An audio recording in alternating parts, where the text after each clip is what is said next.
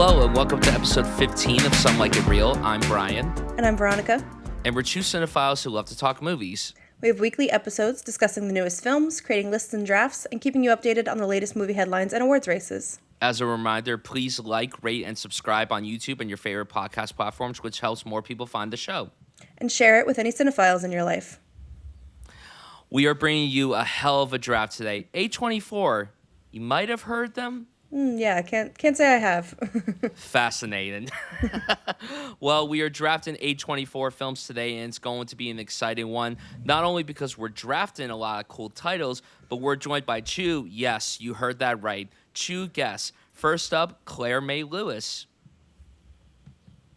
Hello, I'm Claire. I'm very excited to be here. As I was telling everyone before we started, this is my first time ever doing a draft, so I'm both nervous and also it's already unlocking my competitive side. So I'm very excited about it. We're very excited to have you here. Also joining us is Kiki Johnson. What is up, guys? This is also my first draft, so I feel like a young bull at his first stampede. Like, I'm kind of coming out for blood in the first one, or I'm going to fail miserably, but, let's see what happens. Either way, it'll be entertaining. Claire, Kiki, we're very excited to have you on. Welcome to the show. Can't wait to draft with you guys. But before we begin, Bryan, would you like to explain the rules and the categories to our listeners for this draft today? Absolutely. So we'll each be drafting teams of 6, and the categories will be, get ready for this, Oscar nom, horror, coming of age, directorial debut, 100 minutes or less, and wild card where you could let loose and pick whatever your heart desires. It's very fitting that we're doing an A24 draft, and a total of 24 films will be drafted today. It's not like that wasn't planned or anything. The symmetry was just too enticing. And according to our sources, at the time of recording, A24 has released 181 films over 13 years. So that is a lot to choose from. Certainly won't be an easy draft, which makes it all the more fun. And with that, it is time to pick the draft order. Now, before I spin the wheel of our names, is there anybody that wants to go first? Veronica, you're notorious for saying you don't want to go first, and you haven't won a draft yet. Yeah, it is has this going not to be the worked time out. where you wish that you go first? Claire and Kiki were saying that this is their first time drafting, so that means we have the exact same amount of draft wins, even though I've done a bunch at this point. So yeah, I'm still looking for that win. So maybe I need to switch it up because it seems like most of the time whoever goes first tends to walk away with it. That seems to be a trend that happens over here at Some Like It Real. Claire, Kiki, do you guys have a preference of where you go? Are you more interested in going first? Are you more interested in being in the middle, or do you want to go dead last?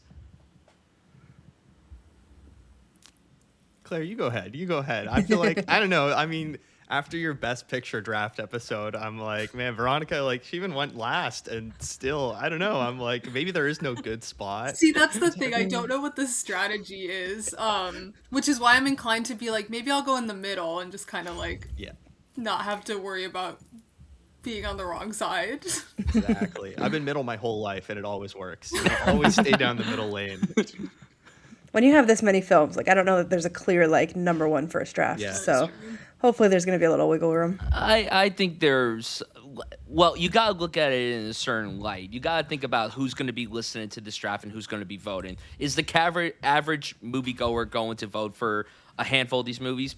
Who knows? Maybe not. But if you're trying to cater towards the cinephiles, I feel like there's probably maybe 3 titles that would be ideal first round picks, but that's just my opinion. So here is our names on wheels. There's nothing special about it. It has all of our names: Bryan, Veronica, Claire, and Kiki. So now I am going to spin, and we will see what happens. Here we go.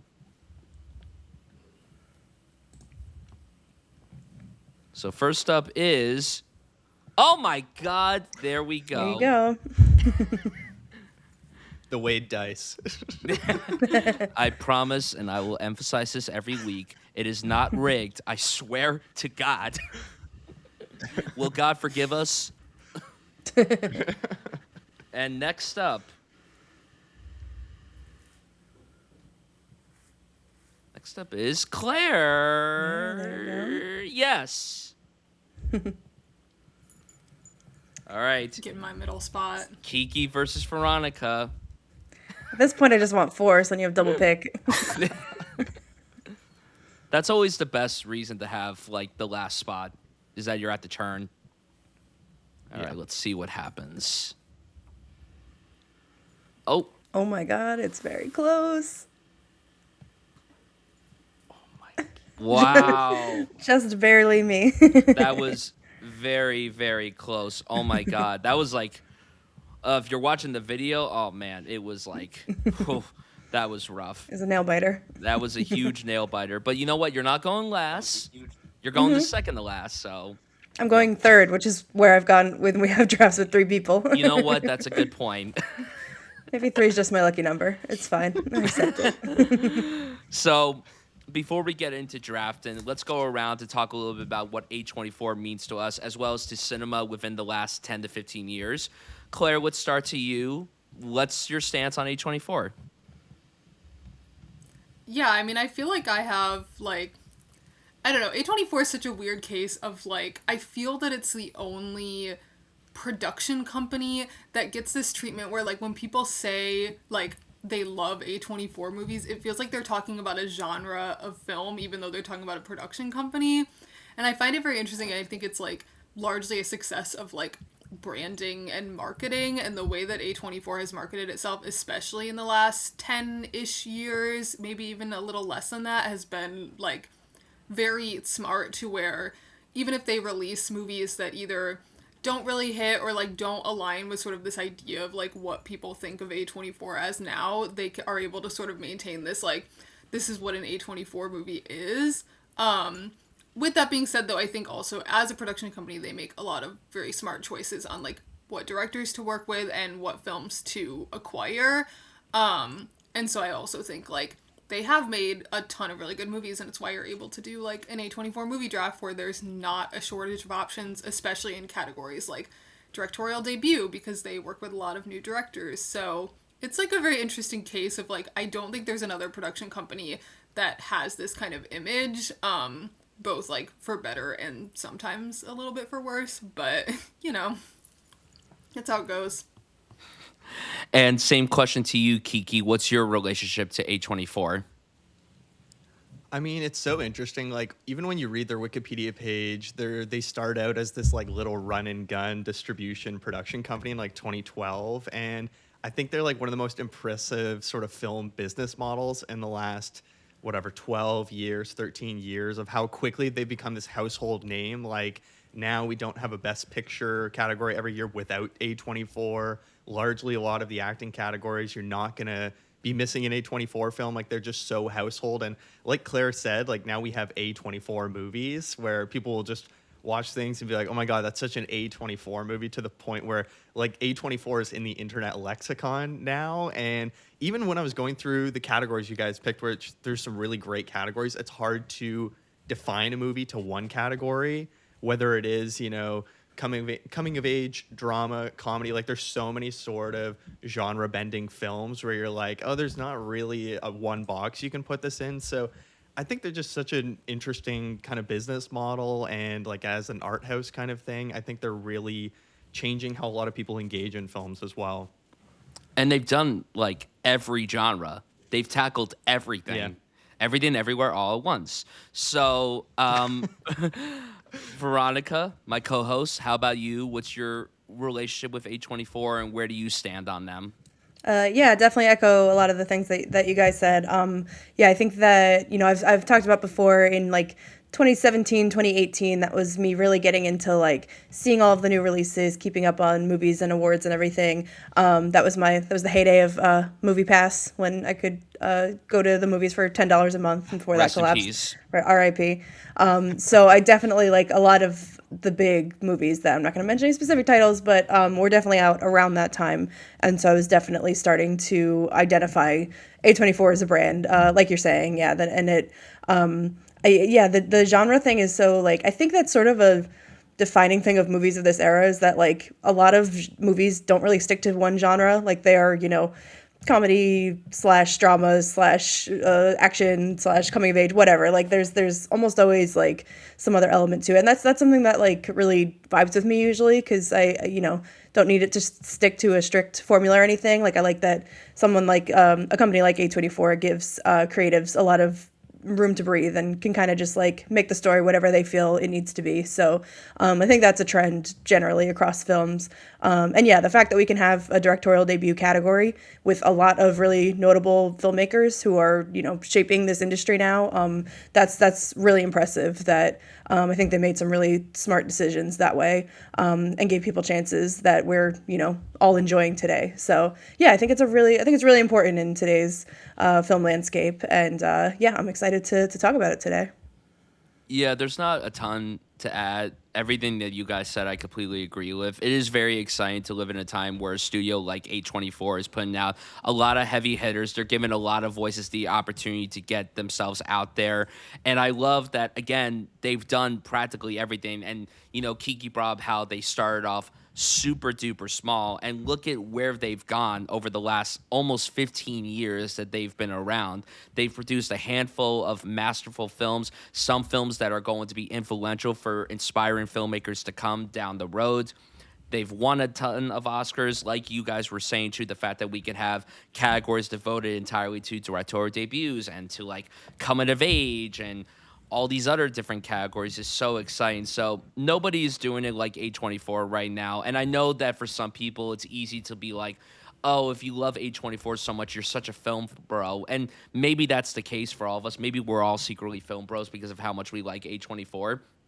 But you also cannot deny when they put out a winner, you have to give them a huge round of applause for what they do. So I'm so excited to draft all these films. I'm very excited to see where you guys are going to go with your teams. I cannot wait. So, shall we begin? Let's get it going, yeah. Okay. Well, so happy I get to go first because there are a few films that I feel are going to be massive vote getters for anyone that either listens to this episode or just looks over the team list when it goes out on the socials. There were 3 films that I was juggling around as my first pick if I ended up going first, but there's really one that I want. And while it's not my absolute favorite A24 film, it's very high up for me.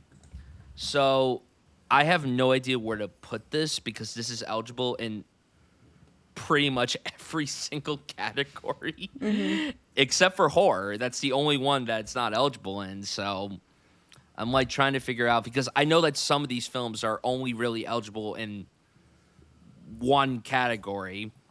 So I want to try to be strategic with my picks. But I think that I'm going to start off.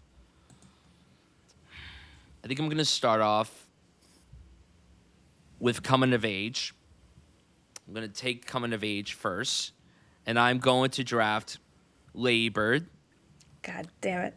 I knew it was coming. To me, it would have been kind of crazy if this wasn't the first pick of the entire draft. And obviously, I don't know what direction you guys were going to go, but Veronica saying "God damn" it makes it seem like that this would have been. I was going in the her Lady first Bird pick. direction. Yeah, that was the plan. Well, Yeah. I mean, Veronica, you asked a question right before we started recording, saying that do solo debuts count for a directorial debut? And as soon as you asked that, I knew exactly what film you were referring to. Like, Because no reason, just want to know. So, coming of age, my favorite genre of all time. And looking at the coming of age films that A24 has put out, they've put out a lot of really great ones. But if I'm being honest with myself, this is the coming of age film that they've put out. And I don't know what to say about Lady Bird that hasn't been said already. There's been so much that people have said about it over the years. I will just paint a picture of where I was when I first saw Lady Bird. So this is going to get me some flack. So when Lady Bird was coming out, I was genuinely not excited to see it, despite the fact that I love everybody in this cast. But at that point, 2017, Bryan was not a fan of Greta Gerwig at all. I don't know why I didn't vibe with her. I think I was just at a very angry stage in my life that I just didn't connect with her in any way, shape, or form. So then I saw this movie, and it literally changed my whole perception of her, and I immediately became a fan, and now she's one of my favorites working today. But as a coming of age story, it's not exactly the most like unique coming of age story. We've seen stories like this before, but the fact that we have something that's so celebrated like this is really special to me. And Saoirse Ronan gives an all-timer performance. Laurie Metcalf, the fact that she didn't win the Oscar is absolutely asinine to me.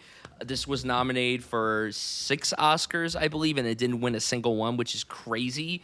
Although, I mean, it lost original screenplay to probably the right choice. I don't know. Like it's tough. It's very tough when you think about it. But Lady Bird to me is an extraordinary piece of work. I've seen it dozens and dozens of times. I quote it nonstop. There are times where I go up to people and I just go, "Come here often," just randomly out of the blue, and I love it so much. I love this movie so much. It's incredible. I'm sure all of you have a lot more to say about it, but yeah, Lady Bird is going to be my first pick at coming of age. So friends, what do you think of Lady Bird?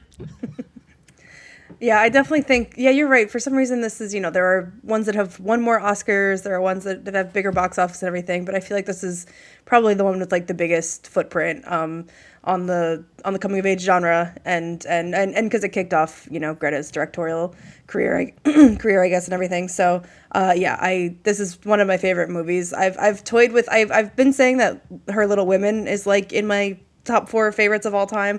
I kind of toy with that, and last time I watched Lady Bird, I was like, actually, this might be the one that like is really speaks to me. It's just there, it's been said a lot before, but like there is such universality in specificity, and the fact that this is, Greta's talked about how Lady Bird's not exactly based on her. Like she said, she wishes she was like that sort of brash and a rule breaker and everything. So it's not necessarily a character based on her, but I think a lot of the growing up experience is totally pulled from her life. And so there are just some beautiful moments and lines, and the just detailed, realized nature of Lady Bird's relationship with her mother and her friends it's just so well done. And, something like, yeah, there's so many lines. It's so well written. Something like, aren't they the same thing? Love and attention. Like that is something that I think about all the time. And yeah, it's just so well realized, so beautiful. And you're right. It's not like, it doesn't break the wheel. It doesn't reinvent the coming of age genre. It's just a really, really great example of it. And would have been my first pick too. So.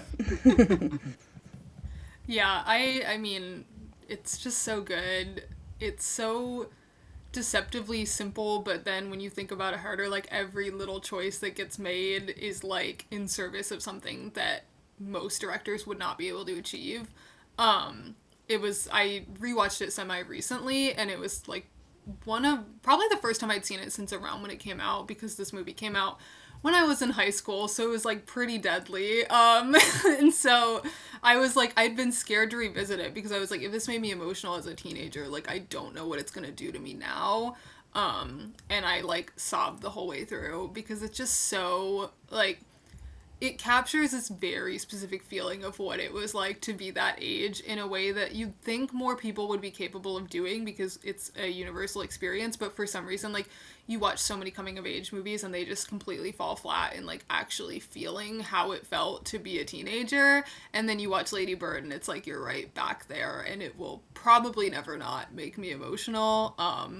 Just so good. Everyone's great in it. And yeah, as you said, like launching Greta Gerwig's career as a solo director, which is a huge win for everyone who gets to watch her movies now. So yeah, it's one of those movies that, again, I was at a pivotal time in my life. I was just about to go to university when it was coming out, and it's one of those things where it makes you realize in your life, like, where am I with my parents? Like, it's okay to kind of be weird, and in a while, like, none of this is really gonna matter. And just like how crazy you can be as a high schooler, like that we can be insane, but that's okay because our parents are messy as well. They're trying their best. And it's one of those movies that I think the more you revisit it in your life, you take different things away from it because you start to sort of see yourself in different characters, whether you are a teacher or maybe you reflect more with the mom or with Lady Bird herself. And it's just one of those movies that, yeah, we really can't watch without finding some universal appeal. I think some universal appeal. We can all really take something from it. And it's just such a great launching pad for so many stars. Like nearly every scene, you're like, oh yeah, they're in this and they're huge now, you know, whether it is Timothy Chalamet is an awful boyfriend, or Saoirse Ronan is like a household name now, and Greta Gerwig as well. It's fantastic. Shout out Blu-ray King Tracy Letts. Shout out him as Larry McPherson. Fantastic performance. So good in Mr. this, yeah. Larry McPherson. Yeah. I wish that was my dad. I wish that he was my dad. Because then you'd have all the Blu-rays. Exactly. And now we go to Claire. So what is going to be your first pick? So I think I'm going to do a similar strategy of drafting what I think is going to be my team's big hitter in the first round, because as I said, I'm here to be competitive first and foremost, but also this is a movie that I love and is definitely one of my favorite movies that A24 has ever released. So I'm going to take Everything Everywhere All at Once in Oscar nomination. Nice.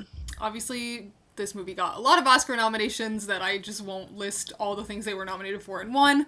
And I mean, another movie where it's like, what else is there to be said? But I just love this movie. If we're talking like movies that made me cry, I went to see this movie like knowing that it was supposed to be very good, knowing just like the very basics about it, but not realizing that I didn't really have a like full idea of what to expect from it.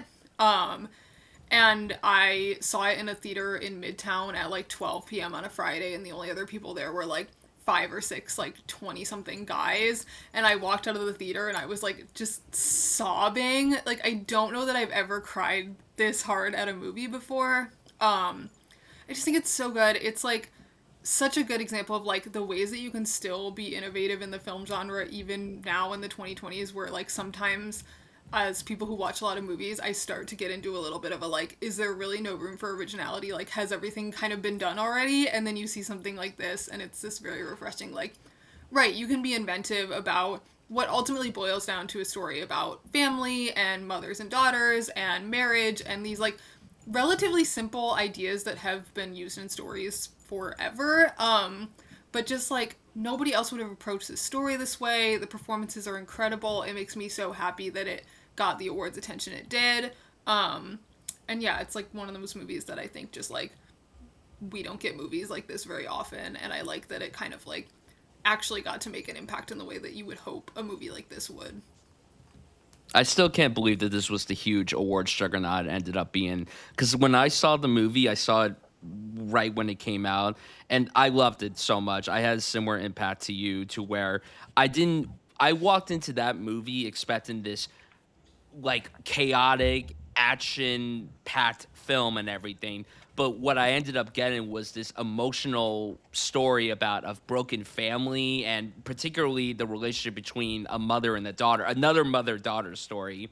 And it was so beautifully poignant. And the fact that, you know, we brought up before that A24 tends to have films that balance multiple genres and tones. And the fact that this was able to successfully do that is a huge testament to how great the Daniels are as storytellers, but then also how they poured their heart and soul into getting this project off the ground. It's so ambitious, it's so out there, but it's so entertaining and it's so fun.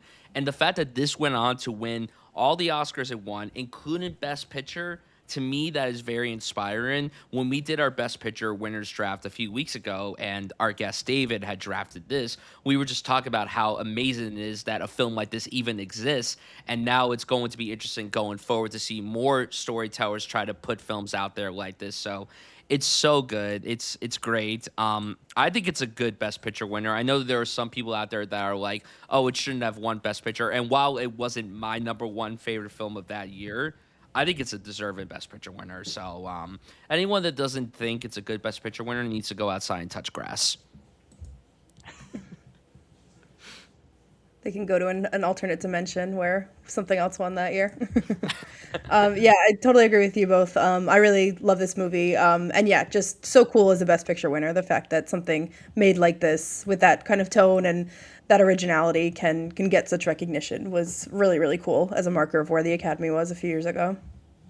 Yeah, I rewatched it like 2 weeks ago, and just because I was rewatching a bunch of recent Best Picture winners, and I think honestly the thing I take away from it is the editing. I'm like, I couldn't imagine assembling this movie because you have all these different universes, all these little emotional beats that you need to let breathe. Of course, the performances are like amazing, and I love what it did for Ke Huy Quan and kind of bringing him back into our eyes because he is a dearly beloved. I just watched the Goonies last weekend, and it's just like, man, he's been here. Like he is an Never in icon. my life would I have expected Data from the Goonies to win an Oscar. Never in my life did I see. Yeah, Didn't I didn't think that Short Round would have an Oscar before Harrison Ford. I didn't think that that would happen either.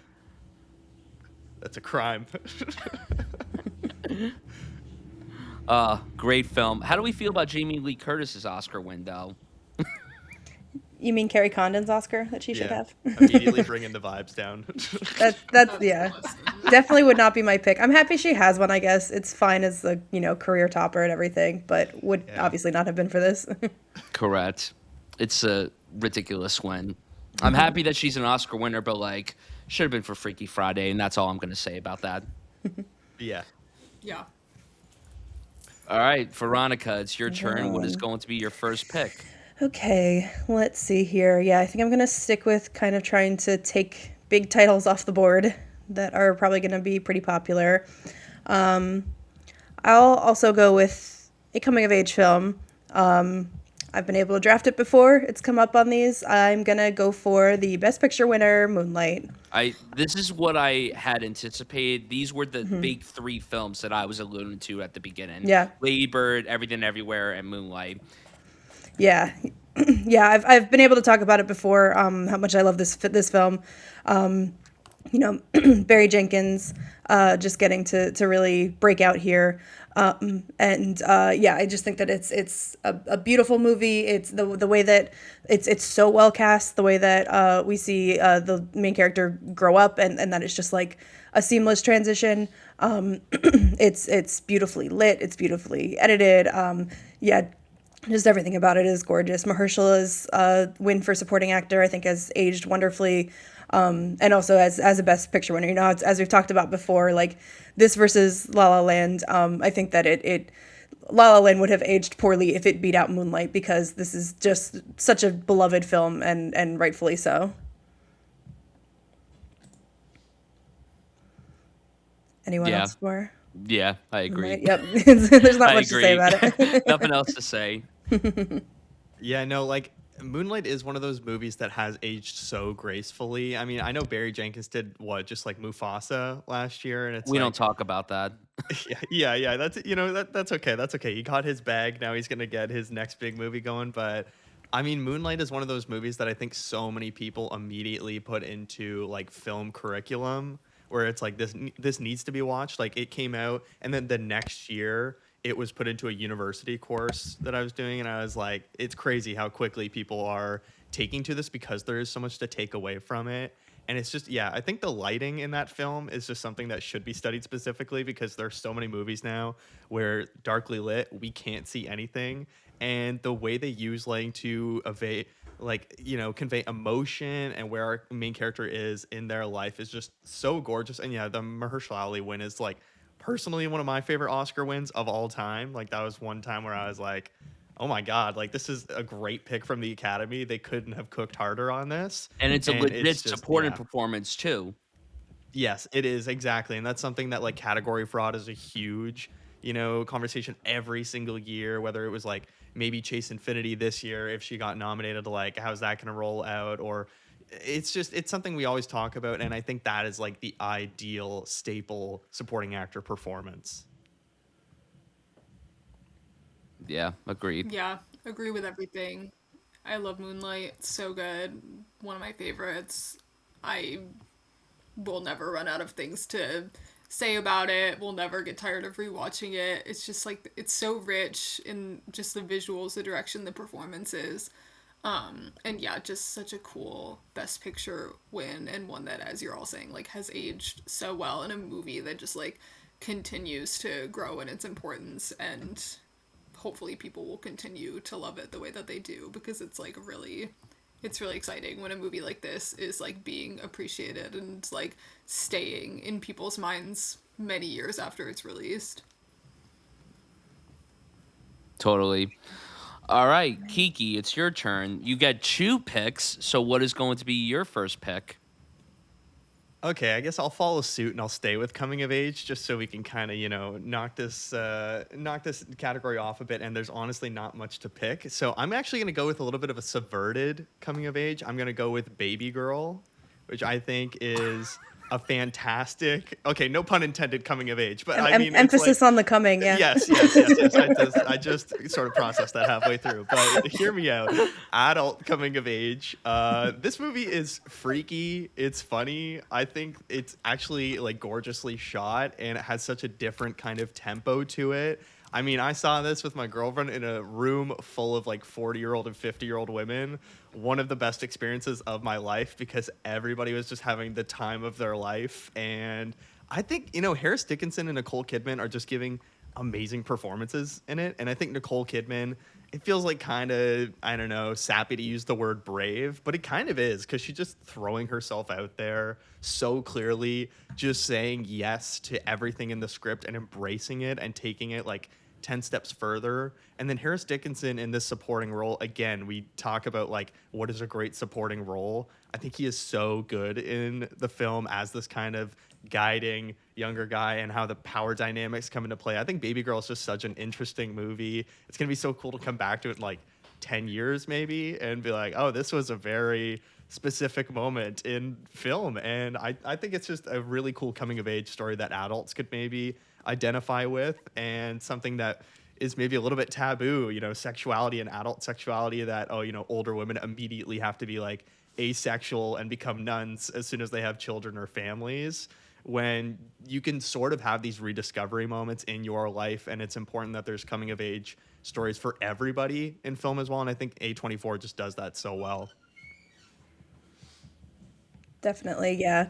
Yeah, like we've been saying, giving creatives a platform, and yeah, what more do you want than Nicole Kidman getting like a full movie to explore, a subject matter like this, and just give a full performance. I absolutely love Baby Girl. This was definitely on my list for a couple categories for this, or for wild card or something, because yeah, I think it's just, and again, it was kind of, again, with marketing, I think it was definitely sort of billed as like, oh, this is going to be this sexy erotic thriller, a love triangle with Nicole Kidman, Harris Dickinson, and Antonio Banderas and everything. And like it's really like, I actually, when I saw it, I loved the movie, but I was actually like, oh my god, that was like, it hit me a little more. It's a little more emotional than that, and it's a little more of a character study of Nicole Kidman's character of Romy, and it's actually about how her, why would she risk her wonderful life for like this sort of fleeting moment. But it's actually like her, her sexuality is like deeper than that. It's like something that's like deeply meaningful to her, and something that she has left unexplored, and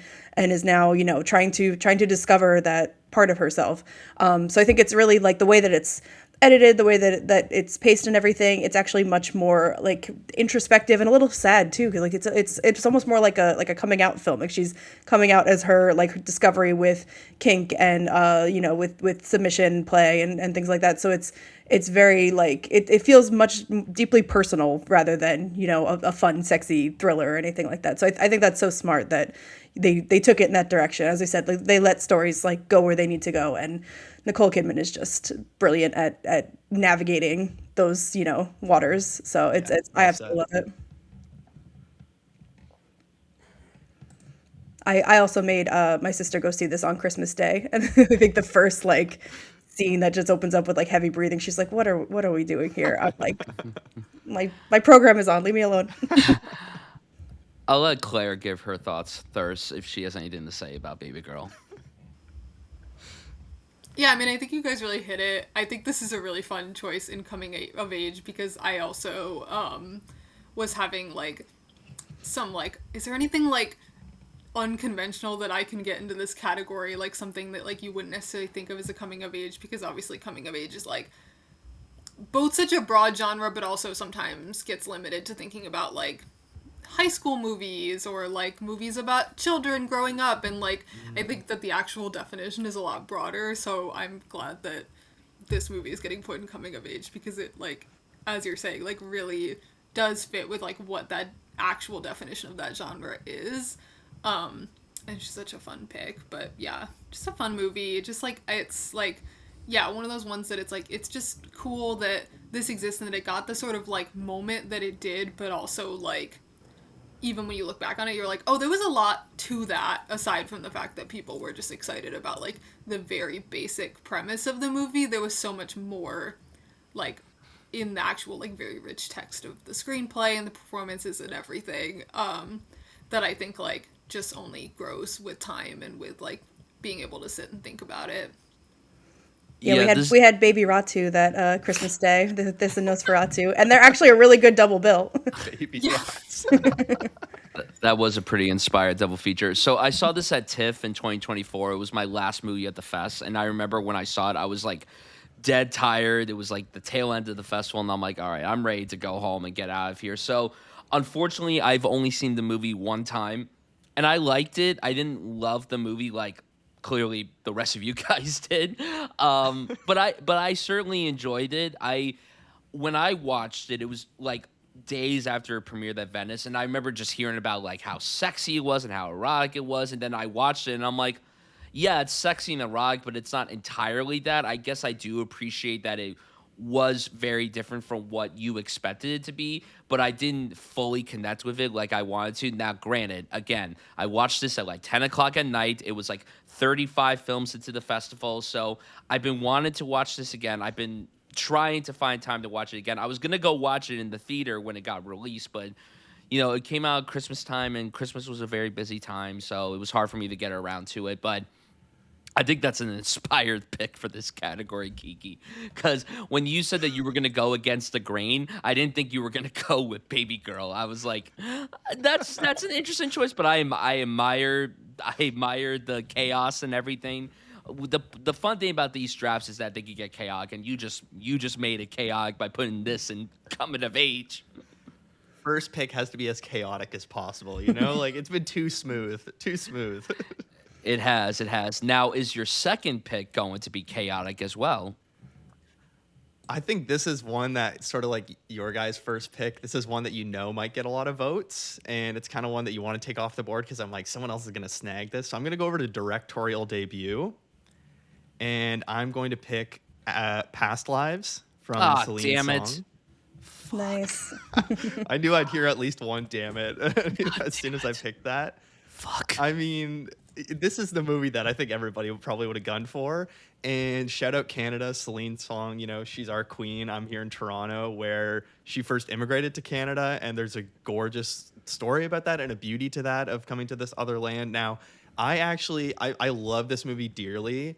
The first time I saw it, I think I wasn't at a place in my life where I could fully understand the landing of it. I was at like a 4.5 kind of like, I was like, okay, I really love that, but there was just one part that felt sort of missing. I rewatched this last year. Maybe I just needed to do a little bit of maturing or life growing and finish school and stuff like that. But I rewatched it and I was broken for weeks. I couldn't understand where I was. I was disillusioned. It's such a gorgeous film.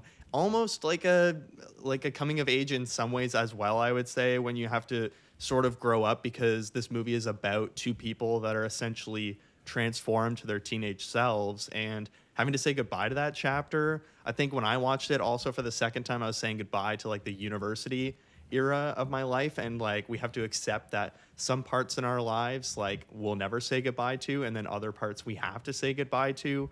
And I really think, shout out to the husband in the movie. This could be such a toxic film, but it's not. And I think it's actually incredibly mature in how it expresses love and maybe forgotten love or unrealized love, you could say, because they don't really get a proper goodbye when she leaves Korea. And it's like beautiful performances, the score, so well shot. I know a lot of people didn't love Celine Song's second film, Materialists. I like that film. I'm excited to see if she could improve on that, because I think Past Lives is so rich textually, and there's just so much you can really gain from a screenwriting perspective from every single scene. And it's just a crazy directorial debut. It feels so experienced and lived in, and like someone who had been making films for a long time, and I think it's so relatable also to the moment that people find ourselves in this digital age and moving away and saying goodbye to people. There's so much stuff that you can really take from past lives. It's a 5-star banger. Indeed, it is. It's a masterful film. Probably would have been my pick for directorial debut as well. I have a list written down of all the movies that I was considering, and I put that at number one for directorial debut. Everything you said, it's a really beautiful film, and immediately it just showed us how exciting of a voice Celine Song was. I like Materialists. I'm on the Materialist hive. It's not as good as Past Lives, Yeah. but I like Materialists. It's not going to be drafted today, just to let everyone know. But a lot more films I'm passionate about than that. But shout out Greta Lee for giving it an all-timer performance. She should have been Great. nominated. Oh Great my God. Great New York film. Great New York film. Maybe my favorite ending of the 2020 so far is in this film. And I saw this opening night. I went into New York to watch it, which felt very special to watch it in the city that's primarily set in. You're surrounded by these cinephiles, and then at the end there was this Q&A with Celine Song and John Magaro, moderated by my guy Steve Buscemi, which was a really special night for me. And it stuck with me more than any other film that year, even though it wasn't my number one film of 2023. But yeah, it's great. It's incredible. It's so good, and I'm glad that it got some nominations at the Oscars. I was glad that it made it into picture, because a lot of people thought it was going to miss that picture lineup, and it managed to sneak its way in, and then it got a screenplay nom too. It should have gotten more. Like Veronica said, Greta Lee should have been nominated for lead actress in a heartbeat. But it's so good. I'm still stuck on Steve Buscemi. That's crazy. Yeah. Love that guy. Hope he's an Oscar nominee come next year. I was not a materialist defender. That film didn't really work for me, and not to hate on it or anything, like it's totally fine. But I mentioned it because Past Lives. I mentioned it because like if you would have just showed me those movies in a vacuum, I definitely would have thought like, oh, Materialist is like a first film. That's like, okay, she's working with big stars and like you get some interesting scenes, but doesn't quite all cohere. But then Past Lives definitely feels like it would be a second or a 10th film even, because it's just so mature and well realized, well written, well shot, everything like that. It came out like it's like Celine Song was just like fully formed with her first movie. So that was just super impressive to me that you could have a debut that's that strong. And Kiki, you've got like a bit of a love triangle thing going here. So with both of your picks, and to me it's actually like they're both sort of love triangles in quotes, because I think both movies are actually a bit more about the woman at the center and like you mentioned, like letting go of different parts of yourself. So I think it has a lot to do with, it plays on her idea of nostalgia and looking back at who she thought she was going to be versus who she is now, and the way that you have to reckon with that and decide what to keep and what you have to let go of. So it's a really beautiful movie for that, and yeah, great ending too, like you mentioned, Bryan.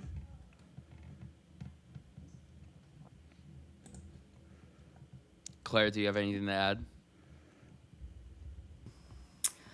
So I'm gonna put myself on blast. I've never seen Past Lives. Jesus. Because it came out 2023 and everyone loved it and told me what it was about, and I said, that sounds great. I don't think I can ever watch it though, because I think it might break me. And it's kind of been just like perpetually on my list where I'm like, someday I will build up the courage to watch this movie. And now it's getting to the point where it's like actually embarrassing. I liked Materialist though. I'll defend Materialist. There we go. But yeah, I've never seen Past Lives. We are few, but we are strong.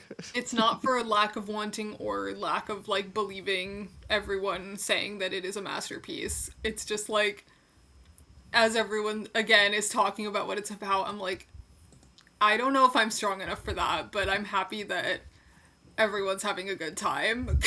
That's why you got to put on the silliest, ridiculous film after you watch Past Lives to kind of have that as a palate cleanser. Yeah. It's too powerful. You got to Yeah. watch like Subway Surfer Brain Rot or something after to immediately put yourself out of that headspace, because Yeah. otherwise you'll Like, spiral for weeks. I think it's a testament to that movie and how good it is and its impact that, like, just in the basic description of it, I was like, I don't think I can watch this. Oh God, it's so good though. It's so good. All right, Veronica, my it's your pick- turn. Maybe this will give me a hurdle. Yeah, do it. Okay, so for my next pick, I think I'm gonna turn to horror, something that A24 is very well known for. And I think that I would like to live deliciously. So I'm going to go with Robert Eggers' The Witch, which also takes that off the board for a directorial debut. I'm typing it in as the Yeah, Vitch because the that's Vitch, how it's the written Vivitch. out. The Vivitch, yes. I saw this definitely like shortly after it came out. Definitely not in theaters, but somewhere around there. I admittedly haven't rewatched it in several years, so don't have like all the details easily recalled. But I remember totally loving this, and I've grown to love Robert Eggers' movies more as they come out. So yeah, this is definitely, I love that this was, again, A24 taking risks on a new filmmaker who wants to make a like period accurate horror movie in like Middle English, and like that is just something that, you know, I don't think that any studio would jump at. So, you know, it introduces us to him and his really super detailed style of filmmaking. It introduces us to Anya Taylor-Joy, who is absolutely incredible in this, in her breakthrough role. Introduced us to Black Phillip. Thank you for that. Yeah, this is just a really, really effective horror movie. That, you know, it's there are themes there and repression and things like that, but it's also just like the scares work. It's creepy. It establishes great characters and the family at the center.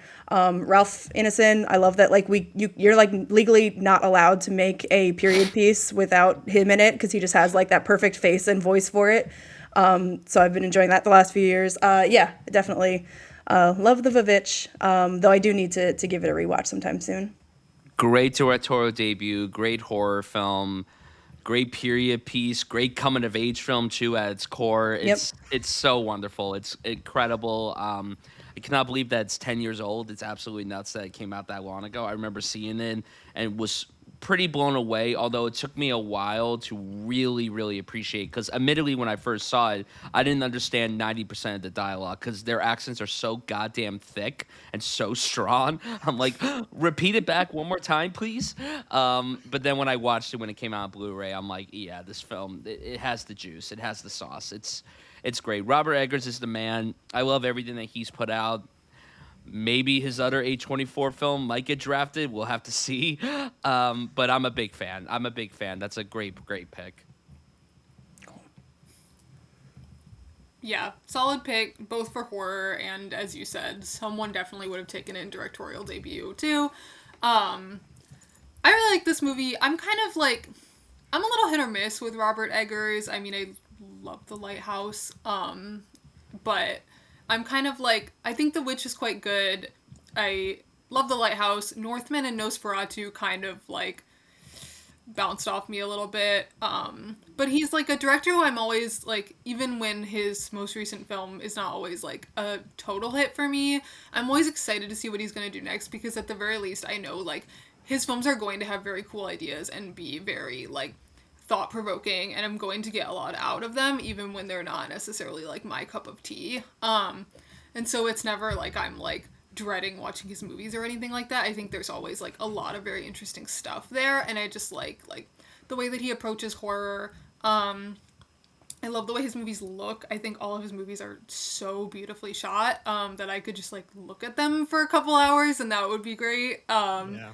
But yeah, I think The Witch is like a horror movie and as a directorial debut is just like so impressive, and it makes so much sense why people were immediately like, this is one of the guys to pay attention to when we're talking like next generation of horror directors, and I think he's continued to live up to that reputation. So Yeah, it's kind of wild. It's been 2015 that came out, but it feels like Robert Eggers has been with us for so long, and he's not really made that much in compared to some directors in that time frame. And like, yeah, I was 15 when this came out. It scared the hell out of me because I was still kind of becoming friends with the horror genre. I was like, okay, I gotta dip my toe into non-goofy horror, and there's just so many amazing performers in it. But Anya Taylor-Joy, and like in particular, how much she's really grown into being a movie star of today. And like, movie star is sort of a dying thing, but I think she is someone that could put butts in seats. Like, I think people are interested in what she does, and this was before Queen's Gambit, right?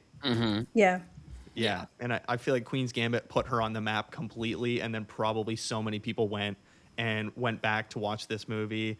And it's just like, what she does as a performer is crazy. But again, just great, like, dark, broody energy with this film. And it's one of those movies that you feel like you need to take a shower after, because you're like, oh, that was a lot to process. And I think Eggers is so good. He's someone that makes me want to take a shower. I don't know if that's a compliment or something that's really bad, but Eggers just, I don't think there's a lot of other directors that even, yeah, if you don't really identify fully with his films, like I think Nosferatu didn't go all the way up to 10 for me, you know, but even then I was like, whatever he wants to do, I'm in. He's obsessed with not shooting cell phones. That's fine with me. He wants to do all these weird period pieces. I'm so invested in his artistic voice.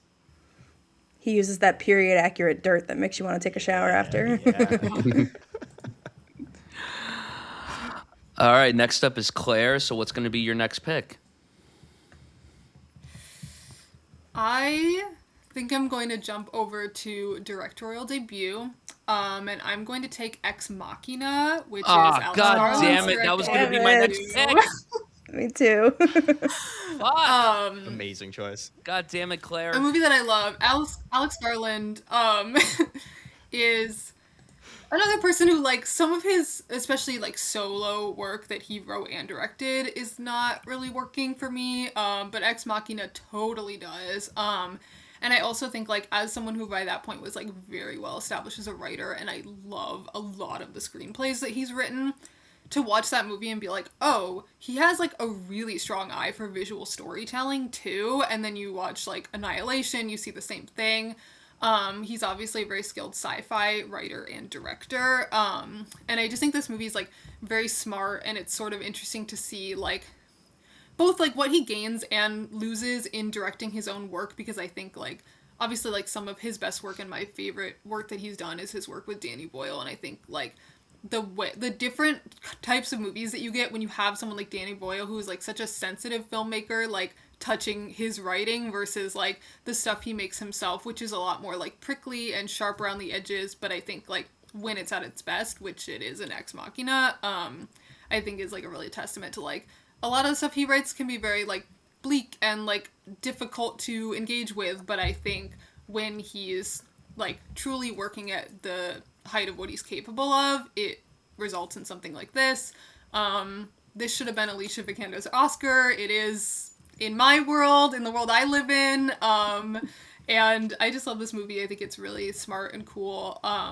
And one that I can rewatch and always, you know, get something new out of, and just like really admiring like what Alex Garland does as a director, and just sort of like establishing like, oh, he has a real knack for this too, in addition to being a really good writer. So that's my pick. And it gave us Oscar Isaac tearing up the fucking dance floor. Like, yeah. What more can you want? Daddy dancing on the floor, that's a huge win for me. That GIF went platinum in my household. Yeah. That scene played on loop in my head for days upon days after I saw the movie for the first time. That's one of the best directorial debuts that A24 has put out, and that's one of my favorite directorial debuts, honestly, of the last 15 years. And like you said, Claire, Alex Garland at that point had established himself as a really wonderful writer, particularly his work with Danny Boyle. I think when they work together, it's literal magic. I love the back and forth that they have with one another, but this kind of launched Alex Garland into, at the time, in my opinion, a very exciting director. While the films that followed this I haven't liked as much as Ex Machina, I still admire his sensibilities as a director, and I love that he's someone that does take risk and is willing to do these very provocative, innovative films. One of the coolest things in Oscar history was when this beat Mad Max Fury Road, and Star Wars, two very high budgeted films for visual effects, and it also got an original screenplay nom. And yes, 1000%, as Claire said, this is Alicia Vikander's Oscar for that year. That other movie does not exist. This is the film that she won the Oscar for. Let's get that off our chests. But it's great. It's wonderful, and I love it. And Alicia Vikander's amazing. Oscar Isaac is amazing. And I also think Domhnall Gleeson does a great job, too. So it's a wonderful film. Adore it to pieces. And, wonderful pick. Awesome pick. Yeah, my guy Oscar Isaac in like one of the best sci-fi movies of all time, I would consider. It's like way high up there for me. The house and the way that it's shot, sort of soft sci-fi of it that is just really well created and everything. And yeah, Alex Garland, I think I've liked each of his directed movies less and less. So this is obviously my favorite. But this was a really good place to start, even if you're going to get diminishing returns after that. So this was definitely high on my list in a lot of categories. So great pick. Yeah, it's sort of interesting to look at Alex Garland as a filmmaker, how he was such a great writer before. And I mean, he still is for me, of course. And I think, Claire, you made a great point about him and Danny Boyle, how different the films feel when he's not behind it directly versus, Warfare, Civil War, Ex Machina. Looking at those three specifically, I think Ex Machina is very front and like obvious with its politics, and it's also very early anti-AI kind of, which is fascinating to look at now 11 years later. But then you go to Civil War and Warfare, where he's kind of making you figure out the politics a little bit, and he's sort of trying to hide his cards and be like, what do you think I think? And he's almost scared that when his name maybe now is on it as director, he doesn't want to reveal what he thinks too much, and he's like, oh well, the story kind of does the work for me. Versus Ex Machina, it was the first time that he's coming out, his name is fully on it, not just as the script but director. Alex Garland movie, and he doesn't care. He's like fully like, yeah, this is a dangerous tech. Are we going to go down this road? It's going to be dark, and I think it's really prescient for the future as well, with ChatGPT girlfriends and boyfriends now and companions. So yeah, on Oscar Isaac dancing, I think that's just like an immediate 5-star earning. It's I mean, what more could I want in life? That's like seeing Jesus. I'm so in with it. And him, spoiler alert for the end of the movie if anyone hasn't seen it, but like him being stabbed and just reacting with that, like, okay, like this is he's yeah, so amazing. Hell yeah. What an amazing guy, an amazing film. And now it's back to me, and I get to draft 2 films. And I'm stumped. I have no idea what to do, quite frankly. I'm really between a handful of movies. I think I'm going to go to horror as well. And I'm going to pick one of the more recent A24 films. I'm going to draft I Saw the TV Glow in horror. This was my favorite film in 2024. I love, love, love everything about this movie. First of all, it was shot in New Jersey, so bonus points for that. My friend was one of the ADs on it, so major bonus points for that, which is really, really cool. I went into this film literally knowing nothing. I didn't watch the trailer. I didn't know what it was about. All I heard was that it was a horror film and A24 was behind it. So when the movie began, it was pretty terrifying, but I didn't realize that it was going to be more eternally terrifying as opposed to externally terrifying. And, the way that it pays tribute to like 90s television, like the Buffy and the Are You Afraid of the Dark, that whole aesthetic is so cool to me. The soundtrack has heater after heater after heater. Phoebe Bridgers makes a cameo in it, and that's my girl. So of course, again, bonus points for that. But the fact that this movie was tackling themes of self-discovery and finding your place and struggling to feel connected with who you are as a person, to me that was a topic that I found a lot of relatability in, considering the fact that this was a horror movie and it was so much more than that. And I think that Jane Schoenbrunn did an incredible job bringing this material to life, and to me, it was one of the most exciting achievements that this decade has offered us so far. And I also think that when the decade ends and you look back and say, oh, what are the best A24 movies that have come out in the 2020s, I think this is going to be on that list for a lot of people because it was so impactful for so many. And it has gained such a great following since it came out. So I adore this movie. It's it's probably my favorite A24 horror of this decade so far, and yeah, I love it so much, and I'm so excited for Sean Brun's next movie. I'm so excited to see it. I can't wait. I am so jealous of everybody that is going to Cannes and gets to watch it 3 months early because that's just not fair to me. Um, but I'm excited for you. I love this film, and yeah, Mr. Melancholy, one of the scariest villains of all time. The fact that this is not R-rated too is insane to me. This is scarier than a lot of the R-rated horror movies that we've gotten in recent memory too, and that says a lot. So I saw the TV Glow is going to be my pick. Very nice. That Yeah, was really I rude that you yeah, go drafted I'm that so sorry. and You not took me, Ex but Machina from me, so you know it's what? This is fine. what you get. is That's that you know what? That's fair. is that a big one for you, Claire?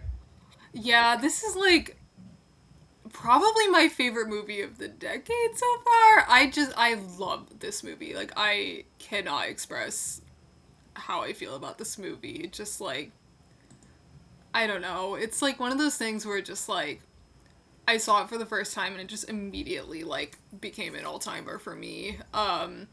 It looks gorgeous. It sounds incredible. The music is so good. I don't know how many times I listened to Claw Machine in like the Oh, month after this movie came out, but oh man. it was a lot. It was a lot. Shout out to Sloppy Jane. Yeah, this movie just rules. Justice Smith is so good in this movie. Incredible. He And I'm probably should usually win an not a Oscar, fan but of like him. whatever. I'm like usually not a fan of Justice Smith, and his performance genuinely broke my heart when I was watching. I'm like, oh my god, now I feel so bad for all the things that I said about you as an actor and all the years prior. But now I'm a fan. Like he could do whatever he wants because of the work that he brought to this movie. Yeah, Yeah, it's just so beautiful. And yeah, I'm also like Jane Schoenbrunn. I need them to make like 100 movies a year for the rest of time. We're all going to the World's Fair is also so good. Yeah, I still So need to watch smart. that. Like they just it's so good. It's so small and just like uses its limited space and budget so well.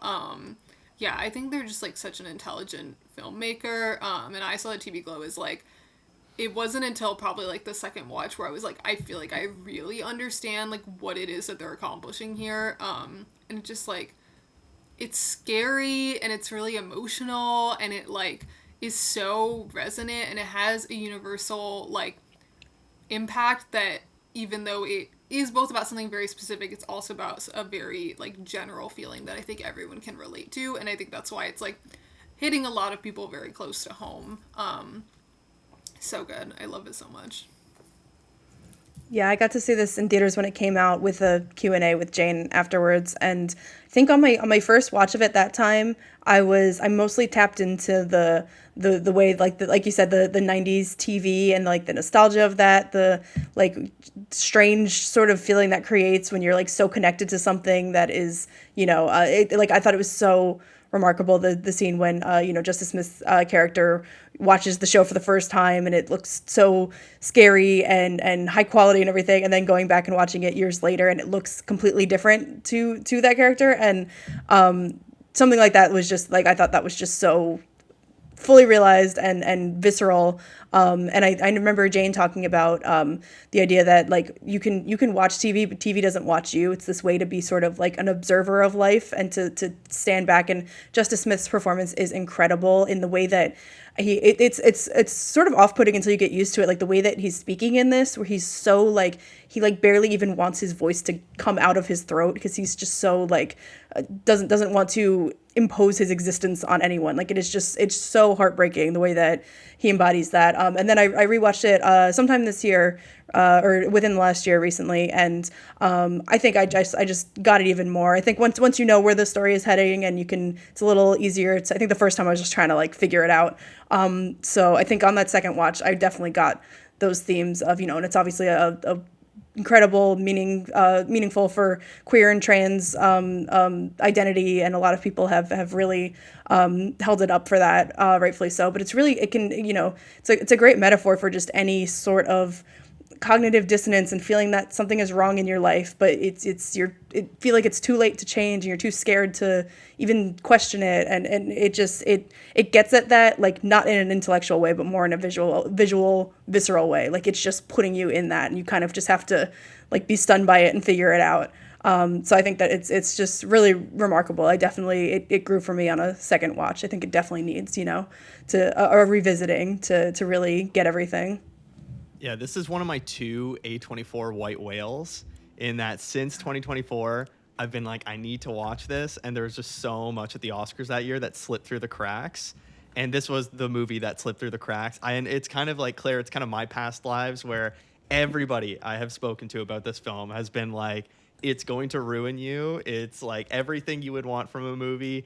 And I'm actually so excited for their next movie because I love Hannah Einbinder, love Gillian Anderson. I think the trailer looks fantastic. I'm so jealous of everybody that gets to see it very soon because it looks fantastic.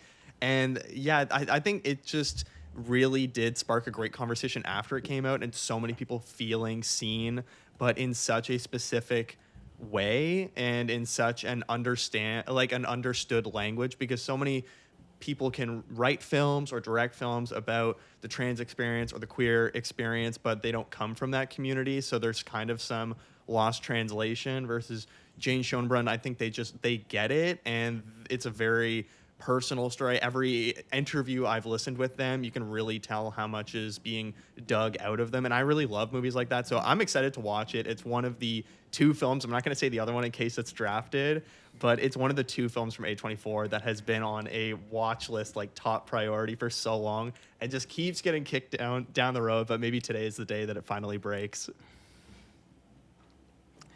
Well, I'm very excited for you to watch it when you get the chance to.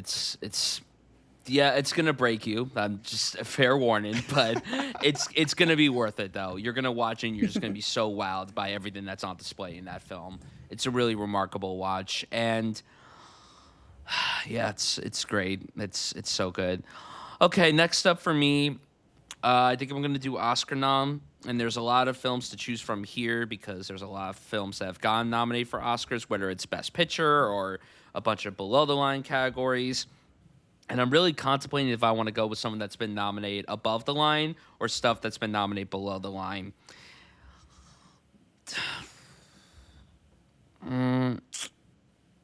Wow, this is really tough. Oh my God. I don't know where the rest of you stand on this particular filmmaker. So I'm very interested to see where this thing goes, where this draft goes when I pick this film. Okay, this is probably not the correct choice to pick, but I want to do something pretty cool, and I'm going to pick a pretty cool film. It's cool to me, at least. I don't know where you guys stand on it. But for Oscar nom, I am going to go with 2021's The Tragedy of Macbeth. I think Veronica was going to have an illicit reaction to that because the Coen brothers are your guys. Those are your guys. So, I'm not a Shakespeare guy at all, which is probably shocking that I'm even drafting this film. But this is one of the coolest films I've ever seen in my entire life. Literally everything from the filmmaking to the acting to the way that it's adapted was so impressive to me. Joel Coen in his solo debut, I think. Like, this was officially his solo debut, right, Veronica? Yeah. So I think that... Well, to be clear, their earlier Coen Brothers movies, he was the only credited director, but since them splitting after Battle of Buster Scruggs, this is his first. Yeah. Since the divorce, unfortunately. We see which one has the talent, clearly, in the midst of that divorce. But they need each other. They need to balance each other out. They need to get back together. We need them to regroup, and we need them to continue making magic together. But Tragedy Macbeth, I just think that this is one of the most striking movies I've ever seen. Visually, it's shot so gorgeously by the great Bruno Del Bono, nominated for cinematography. I think it's just such a fascinating looking approach. It's shot in gorgeous black and white, and it really is some of the best digital photography I've ever seen. And again, what Joel Coen could have done, he could have made your run-of-the-mill Shakespeare film where it was like so stage-like and nothing extravagant about it, but he made Macbeth cool. And a lot of that also had to do with the absolutely lights out performance from Denzel Washington, who we all love Denzel. We know that he's delivered great performances, but this honestly might be my favorite performance he's ever given. I'm not saying it's the best, but I think that it in recent memory especially, it's my favorite thing that he's ever done. He just made Speaking Shakespeare like a really awesome thing to watch, and it made me, someone who literally gives zero shit about Shakespeare, be so engrossed the entire time I was watching it. So yeah, this is an awesome film. I wish it got more love. I'm happy that Denzel got nominated for Best Actor. I thought that was a really awesome nomination. And honestly, I would have been happy if he won the Oscar, but that was also the same year Andrew Garfield was nominated, and I was kind of ruined for him. So you can't really make me choose between the two. But yeah, I love Tragedy Macbeth. It's probably my favorite Shakespeare adaptation, straight up Shakespeare adaptation. I don't. The Lion King would probably be my favorite Shakespeare movie, but because it's not, it doesn't have the title of the Shakespeare story in it, I'm not going to count that. This is my favorite Shakespeare adaptation, especially of recent memory. So, love this film. I think it's cool that A24 has this film, and my heart broke for anyone who didn't get to see this in the theater. I think that this was such a cool experience on the big screen. So, yes, Tragedy Macbeth is going to be my pick for Oscar nom. Yeah, this was I sprung for like tickets for the premiere for this at the New York Film Festival. I think I dropped like over $100, and I was like, I don't care. I just want to say it was like coming out of I saw COVID it a there as little. well. Yeah, and I was like, I just have to. And I ended up in like the front row, which was like a little tough to see. Had to really kind of like crave my neck. But it Front row at looked, Alice Tully is the worst yeah, front row of it's all not time. it's not a great seat, but But you're it's right such there by a the stars when they come on yes, stage. exactly. Then for the Q&A afterwards, yeah, it was wonderful for Joel and for Denzel and Francis and everyone who was there. So like that was just a really cool experience to like be the first time I watched this movie, and I've watched it since then at home, and it's like I love what Joel Cohen did with this and the direction of it, and the way that it's that sort of like.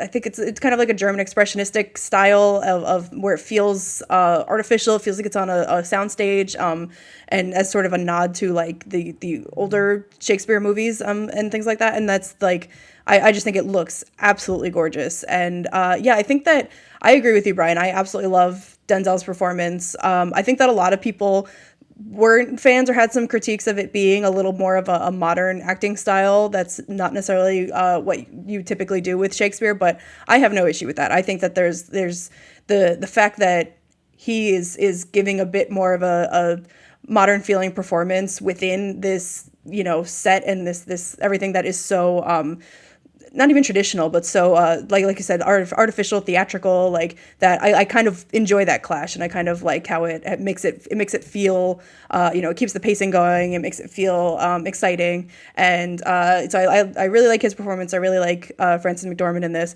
but Catherine Newton is the Yeah, standout for me absolutely. as the witches. That performance is crazy. I love the conception of it. I love her performance of it. She won That's some like the critics highlight. prize. I remember she won like some Yeah, critics I think so. prize, and I'm like, Yeah. yeah, that's pretty sick. That would have been so cool if she got nominated. Yeah. So that's like the standout for me. But yes, I absolutely love Joel Cohen's directorial eye. I think that it's been put to great use with his collaborations with Ethan. But excited that we still got something so cool from him. Yeah, this is for me one of like the cooler Oscar noms of Denzel's career. This was kind of an interesting point in his career. Oh, After you're not a COVID, fan we're of coming out Roma of J. it. Israel Esquire? I just think it was an interesting moment in his career where it's like, is he going to keep going at that level? And for me, it was like, oh, he's not stopping anytime soon. Like some actors, I think after COVID never really recovered or found their feet again and really didn't find the same rhythm. Whereas Denzel, like, yeah, I mean, even highest to lowest this year, I was like, God damn, he could do anything. Like, he could sell every single script. If you have Another Denzel, he's gonna A24 film, elevate it. fiddly enough. Yeah. Exactly. I'll, little spoiler. I'm not going to draft it today, but I think, yeah, a fascinating film post Coen brother divorce and how it's shot with the digital photography. I think should be studied because it's insane how good this looks digitally, black and white. And I was so sad I never got to see it in theaters because I wanted to see it on the biggest screen. I could. But even the at-home experience, I was still like, this is so transformative, and making Shakespeare cool is cool. You know, I was an English minor, and I'm like, Shakespeare is kind of not cool. Shakespeare is a little bit lame, and he's kind of a dork, but it just had so much attitude and sort of flowiness to it. And I think it's just such a remarkable Shakespeare adaptation that you have to sort of revisit. And I think you can find these little crumbs every single time of like, oh, that's brilliant that they chose to do that. Not my favorite Shakespeare adaptation. She's the Man is still number one, but I think this one, it's you know, Fair, yeah. it's nearby. It's in the ballpark. But yeah, great pick. Yeah, this was also on my sort of list for potential Oscar nom picks. I do think that the best Shakespeare adaptation is 10 Things I Hate About You, but whatever. Oh, Everyone's entitled to their opinions. No, you cooked. You cooked. Wait, Veronica, what do you think is the best Shakespeare adaptation? If you're talking adaptation, I gotta go West Side Story. I gotta be me. That's good too. that one's okay, I guess. Damn, no misses. It's all right. Yeah, Tragedy of Macbeth, I mean, just like, it looks so gorgeous. Incredible lighting, incredible set design. I also love the Denzel performance. I will be the Shakespeare guy here because I love Shakespeare. That I think my one hang up on this movie is that I don't think that Joel Cohen has super interesting thoughts about the text of the play Macbeth. This is a pretty straightforward adaptation, like, narratively, textually. Really the biggest, like, choice he makes is that Macbeth and Lady Macbeth are older, which does some interesting stuff to it. And I think there is definitely stuff there. But it doesn't really matter because, like, even if you're like, okay, this is a relatively, like, unoriginal interpretation of this language, it's really clearly about, like, this is almost an experiment in, like, production design, cinematography, lighting, and all of that stuff is just, like, so perfectly tuned that, like, it doesn't really matter what else is going on. It's just, like, it's so stunning. I mean, I just, like, can't even fathom how they are, like, visually accomplishing some of the things they're doing in this movie. I just, like, don't know how you get shots that look like that. And I think all the performances are incredible, even, like, people who are doing smaller roles who only appear for a scene or two. I think everyone's just, like, really dialed in. And yeah, this is a really good Oscar nom pick because I agree that it is a cool movie to get nominated for Oscars, especially the Denzel nomination, because you look at it and you're like, okay, it would be kind of insane if they didn't nominate this for cinematography, but that feels more of an acknowledgement that, like, they actually want to acknowledge this movie and not just the outward appearance of it. And I agree. I think that's a really great nom and a great Denzel performance. Yeah, I mean, and he's a guy that's given so many incredible performances throughout the years. I think his best is still Malcolm X, but this is, like, right behind that for me. I think that this is, like, because again, like, you know, he could have just done the most basic acting for a Shakespeare adaptation, but he made it his own, and he did a wonderful job bringing that character to life that's obviously portrayed on screen dozens and dozens of times.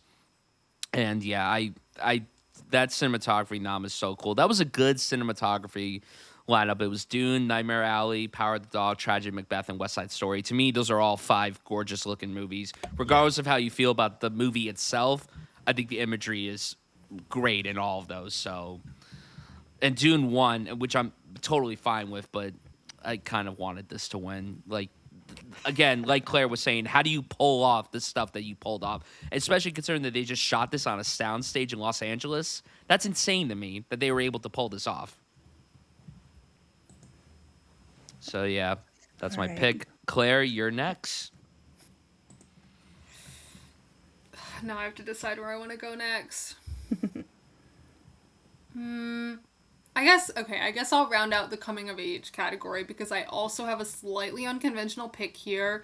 I'm gonna go with The Green Knight for coming of age. Oh, let's go. Because it's a coming of age movie. Like, Let's come on, go. everyone. This is literally a movie about, like, what it means to come into your own self and learn what you value, and what sort of attributes you consider to be important in life. That's literally, like, the topping off the entire movie is, like, the decision to, like, value your honor and your word and deciding that that's what you want to value, because he does have the choice to, like, return home and basically have gone back on his word and potentially be considered a coward but have a life, but knowing that he will never be able to be fulfilled because there will always be this idea that, like, you went back on something, and it is more, in his eyes, like, more honorable to die for what you stand for. I think this movie is unbelievable. I think that Dev Patel is a star. I just love everything about this movie. I think it's such a cool interpretation of a legend that has existed for a very long time, and a story that has been interpreted in countless different ways. And to sort of just, like, take it back to its roots, and, like, has a lot of really great, like, side performances. Everyone is just really doing a great job here. The cinematography is so beautiful. I love the way that this movie uses color. Everything is so vibrant, which obviously is, like, very important to the sort of, like, visual storytelling that this movie decides to use to tell this story. But I do, at its core, think it is a coming-of-age story, and it's sort of, you know, taking a look at, like, how you kind of develop into your own person, and how, like, certain decisions are going to end up defining your whole life, or what you are remembered for in the case that you're no longer around. And I just think the last, like, 15-20 minutes of this movie is just, like, some of the best stuff I've ever seen. This is your second movie on this on your team with Alicia Vikander, and there's two of her in this movie. Yeah. And you know what? Maybe I just should draft all of her movies from now on, because I mean, she's always good. She's always good. The Vikander draft is in full motion. It's inevitable. We're gonna have to put that on the calendar, Veronica. No, I love this movie so much. I saw it a lot when it came out. I wish that this had done so much better. I hate that this didn't get a single Oscar nomination, especially for the cinematography. Like, how do you watch this and not nominate? Again, we just brought up the cinematography lineup that year, and it's a great lineup. But I would have happily taken out probably The Power of the Dog to get The Green Knight in. Everything, like, on the technical level, it's some of the best filmmaking that I've seen this decade so far. I think David Lowery has a fantastic voice, and I read this material in college, and I was really impressed with how he adapted it. And I think that, you know, it was cool for a studio like A24 to put out this very epic, sweeping fantasy film that kind of felt reminiscent of something that maybe Spielberg would have done in the 80s, but then there was also a bit of an edge to it, and I really liked the approach to it. And yeah, Dev Patel, oh my God. Like, as if, like, it was hard to love him at that point. I think this is still his best performance. I think this is literally the best acting that he's ever done. And, yeah, like Claire said, the ending, phenomenal. Incredible. Just, what a beautiful film. What a beautiful film. I kind of want Kiki to give his thoughts before Veronica, because I know that Veronica just watched this for the first time. Yeah, I watched it 2 days ago. I will say I saw this, like, right in theaters 2021, and it's one of those movies that when I first saw it, I was like, I don't know, did that work for me? And then within 5 hours, I was like, holy shit. It Like, lingers with you. I It cannot lingers stop- with you. I can't stop thinking about I it. had a similar experience. Yeah, and there's one shot in particular that I've literally thought about for 4 years now, when they're in that forest after he's first left the castle, and the camera almost does like a full 360 slow pan. Oh, yeah. That is delicious filmmaking, and I'm like, the amount of patience that's in that shot, I think, is fantastic. I'm really excited for David Lowery's next film, Mother Mary, that's coming out. I'm like, man, he wants to go work with Anne Hathaway as a Charlie XCX sort of stand-in. I'm so down. He's Like, literally whatever, man. working with Mother. Like, he's literally working with Mother. Mother and Mary. Yeah. And I don't know. It's just, he's such a fascinating filmmaker. I think Dev Patel, I love the guy. And I'm like, he doesn't get enough love for me. I'm like, he is a movie star. He is so suave, together. He's a leading man. He is like everything that we would want in a modern And he's movie so star. fucking goddamn hot. handsome. Like, what the fuck? It's not fair. It's not fair. He's tall and good looking. You can't have both. Like, this is not fun anymore. And it's just, there's so many great performances in it as well. I mean, Joel Edgerton is in it, and I think he is so good too. Yeah, there's so much love. I'm dying for a rewatch. And as well, Veronica yeah. brought him up before. Ralph Ineson is Legally Green Knight. obligated to be here, Ralph. He's so good in that movie. So Yeah. good. Yeah.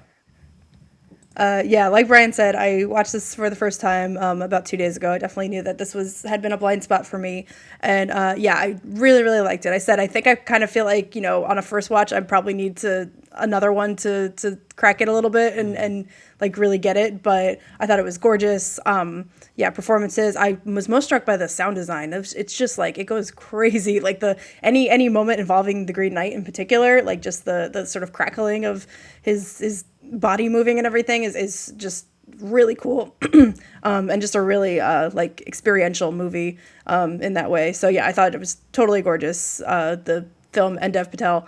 And yeah, definitely want to revisit this and I feel like it could sink in even a little deeper with me. And I wanted to protect that fox with my heart. I didn't Yeah. want anything to happen to that little guy. And every time something my did, I boy. was pissed. Like he was so cute my and little guy. innocent. Like, oh, I love him. I love him so much. Great pick. Great. That's an awesome pick for a coming of age film too, Claire. Yeah. It's also now a yearly Christmas watch for me. I watch it every Christmas. It's a good Christmas movie, yeah. Yep. It's a great Christmas movie. All right, it is my pick coming up. Okay, I'm at an interesting crossroads here. There's one that I am so surprised is still on the board, and I know it's a popular one.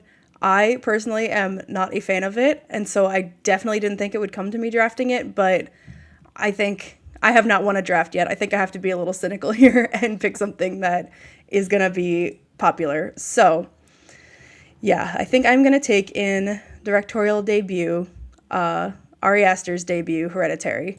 I'm so surprised that this is still here, but so my hot take on this is that I saw it when it came out, saw it in the theaters, had definitely been like super hyped already and very, blown up as like a modern horror masterpiece. And my sort of flavor of horror movie that I like is exactly this genre, like the family drama that is the true horror here. The trauma, as Jamie Lee Curtis would say. The sort of I think this is sort of credited with kicking off the like prestige horror era. Kind of this and The Witch, and I absolutely love those kinds of movies.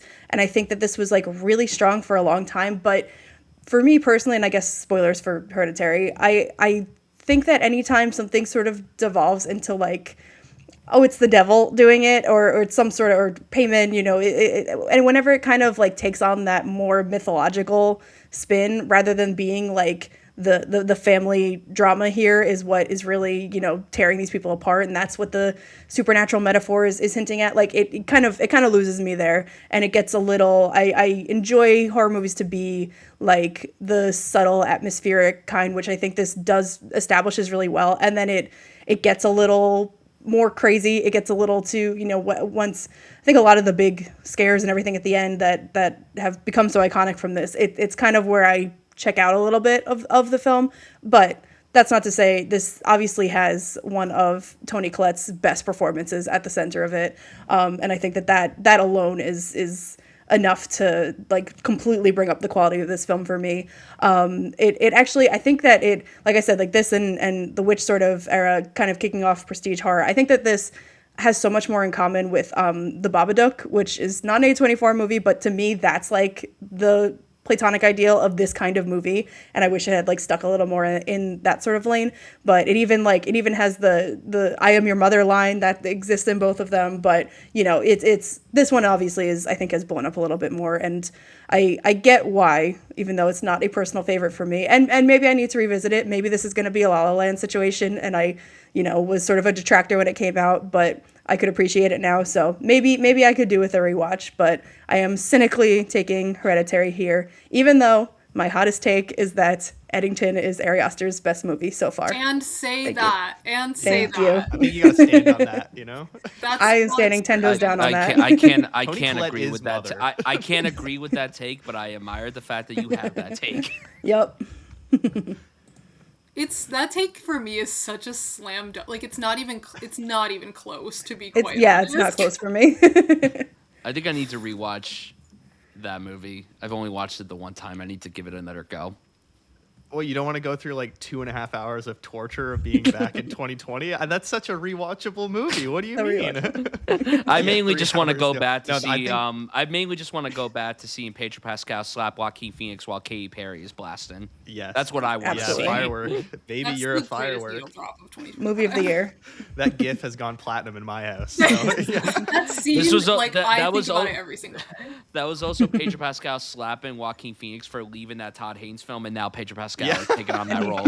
The amount like, of meta "I'll do in it." that, yeah. No, this is a great pick, actually. I mean, it's super interesting. Like you said, like Ari Aster, it's a directorial debut. He's one of the most interesting filmmakers to me because you just can't tell where he's going to go. Like, I feel like he does such random stuff every time, and he's like slowly gone a little bit more insane every time. I mean, the other movies that I'm surprised aren't getting, picked in this draft as well. I think every single one of his movies has had such large discourse behind it. Like, it's impossible for him to make something without everybody turning their attention to it, whether it is Midsummer, whether it is, Eddington or Beau is Afraid. It just seems like every movie he comes out with, it's like, oh God, there's an Ari Aster movie out, like prepare Twitter for Complete Meltdown or Love. And it's like, he's the definition of sort of divisive filmmaker. But Toni Collette, I've been a huge fan of her forever, actually. Like, it's the 20th anniversary of Little Miss Sunshine right now.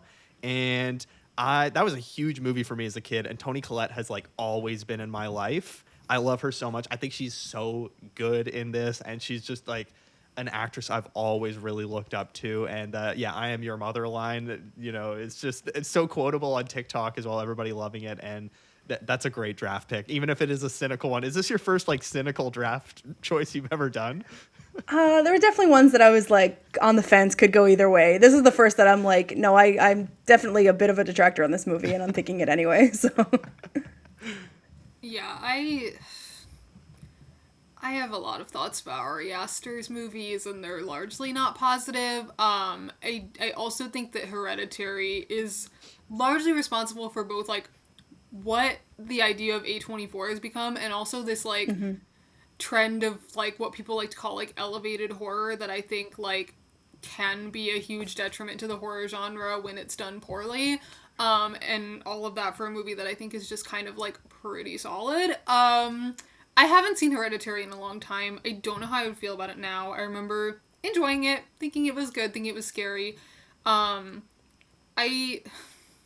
don't want to say too much about the other big Ari Aster A24 movie in case someone drafts it, but that person will not be me. I'll just say that, which can tell you a little bit about how I feel about that movie. But yeah, I think, like, Hereditary is solid. I understand why it is so popular, even though I'm kind of like, there are better versions of this exact type of movie that exist, that people can watch. So, but I think it's a good pick, especially from the standpoint of, like, people love this movie. It's undeniable. Yep. People like Ari Aster a lot for reasons that may confound me a little bit. But yeah, solid choice. I think this movie has really cool stuff in it. I always am saying that I think if this movie came out now, Toni Collette would win an Oscar for it, because the Oscars, as we just learned by Amy Madigan winning an Oscar for Weapons, are, like, very much ready to award this type of movie now. And I do think that's, like, the positive side of this movie's impact, is it, like, helps continue a trend of, like, the Oscars and, like, critics and more, like, quote-unquote, like, serious film and, like, movie heads taking horror seriously, even though I also think that, like, there's now this idea that, like, all horror needs to be this, and I don't think that that is helpful to the genre.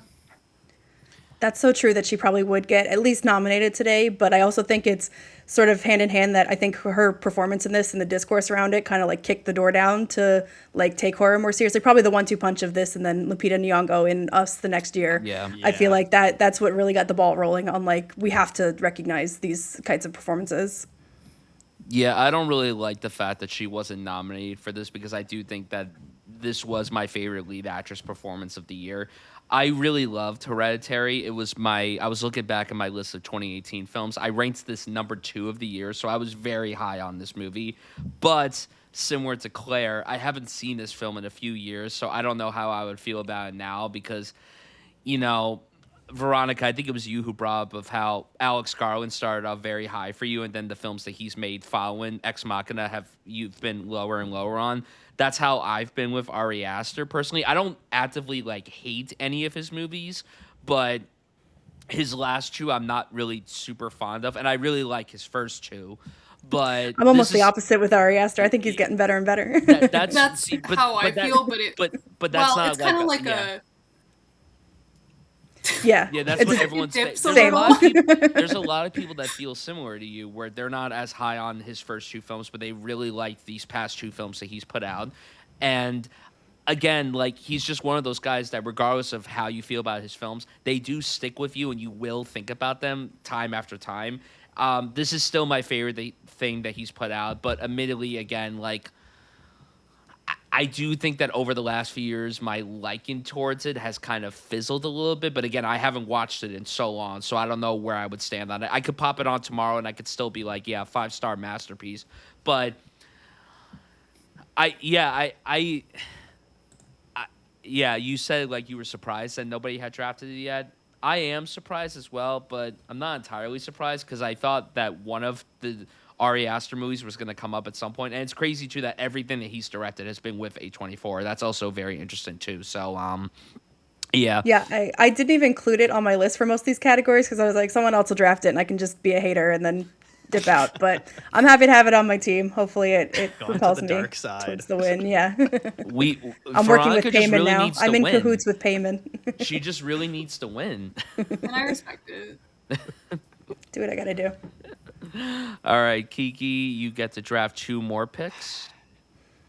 Okay, here we go. This is going to be a big back-to-back one. I feel like the most competitive categories for me, I've gotten out of the way, and I'm way less like, okay, someone's going to steal my gem. So I'm going to go to horror as well, and I'm going to pick The Lighthouse. You know, I think Yeah. this is a gross, freaky, inaccessible, goofy, literally has fart jokes in it. You know, and another great Robert Pattinson trying to masturbate scene. I don't know what's up with him, and in so many movies he has And I to hope he try never and stops. and I hope he never stops. You know, keep the money coming in.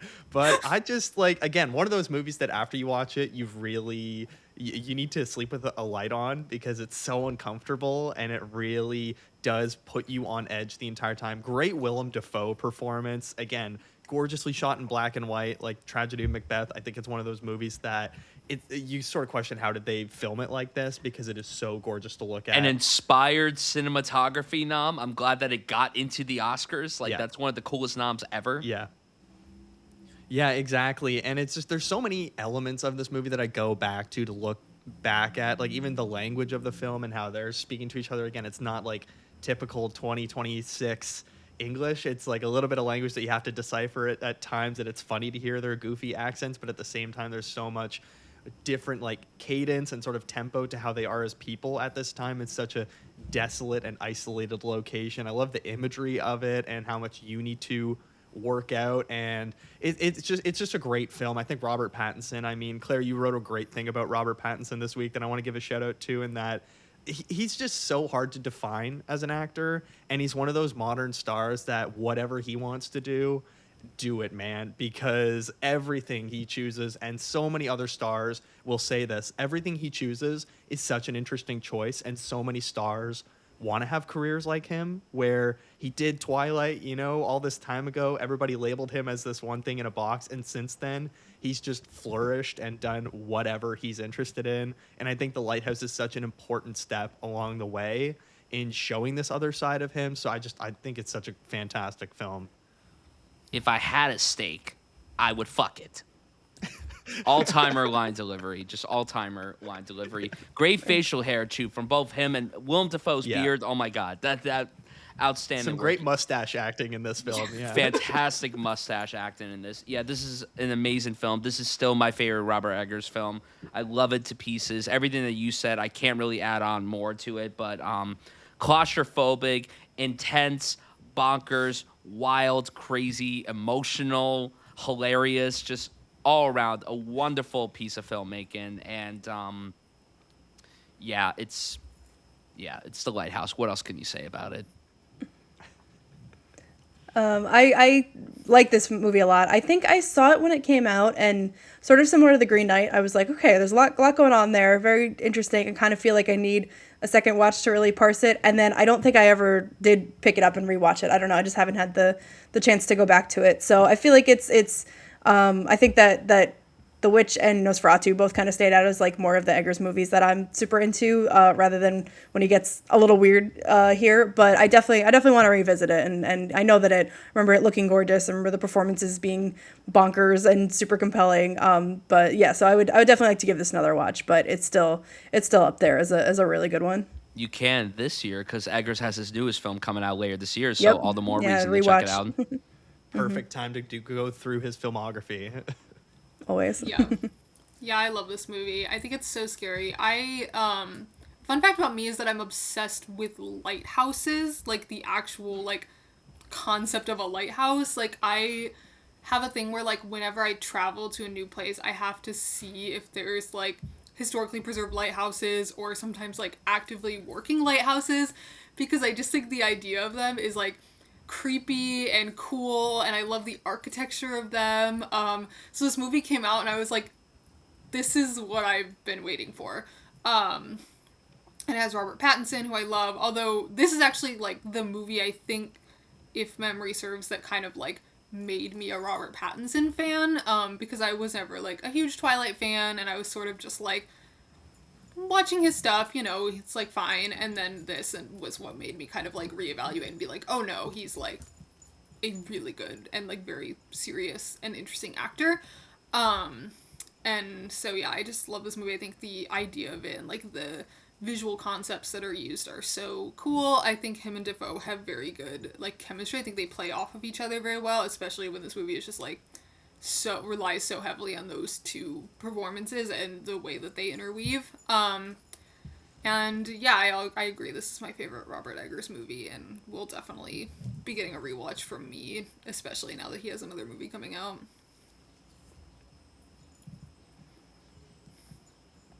Go. Okay, and Kiki, your next pick. Okay. My next pick, I was going to go to Oscar nom, but I actually think nobody's going to pick that one. So I'm going to do a huge diversion. I'm going to go to 100 Minutes or Less. Ooh. And I am going to pick Friendship from last year. Nice.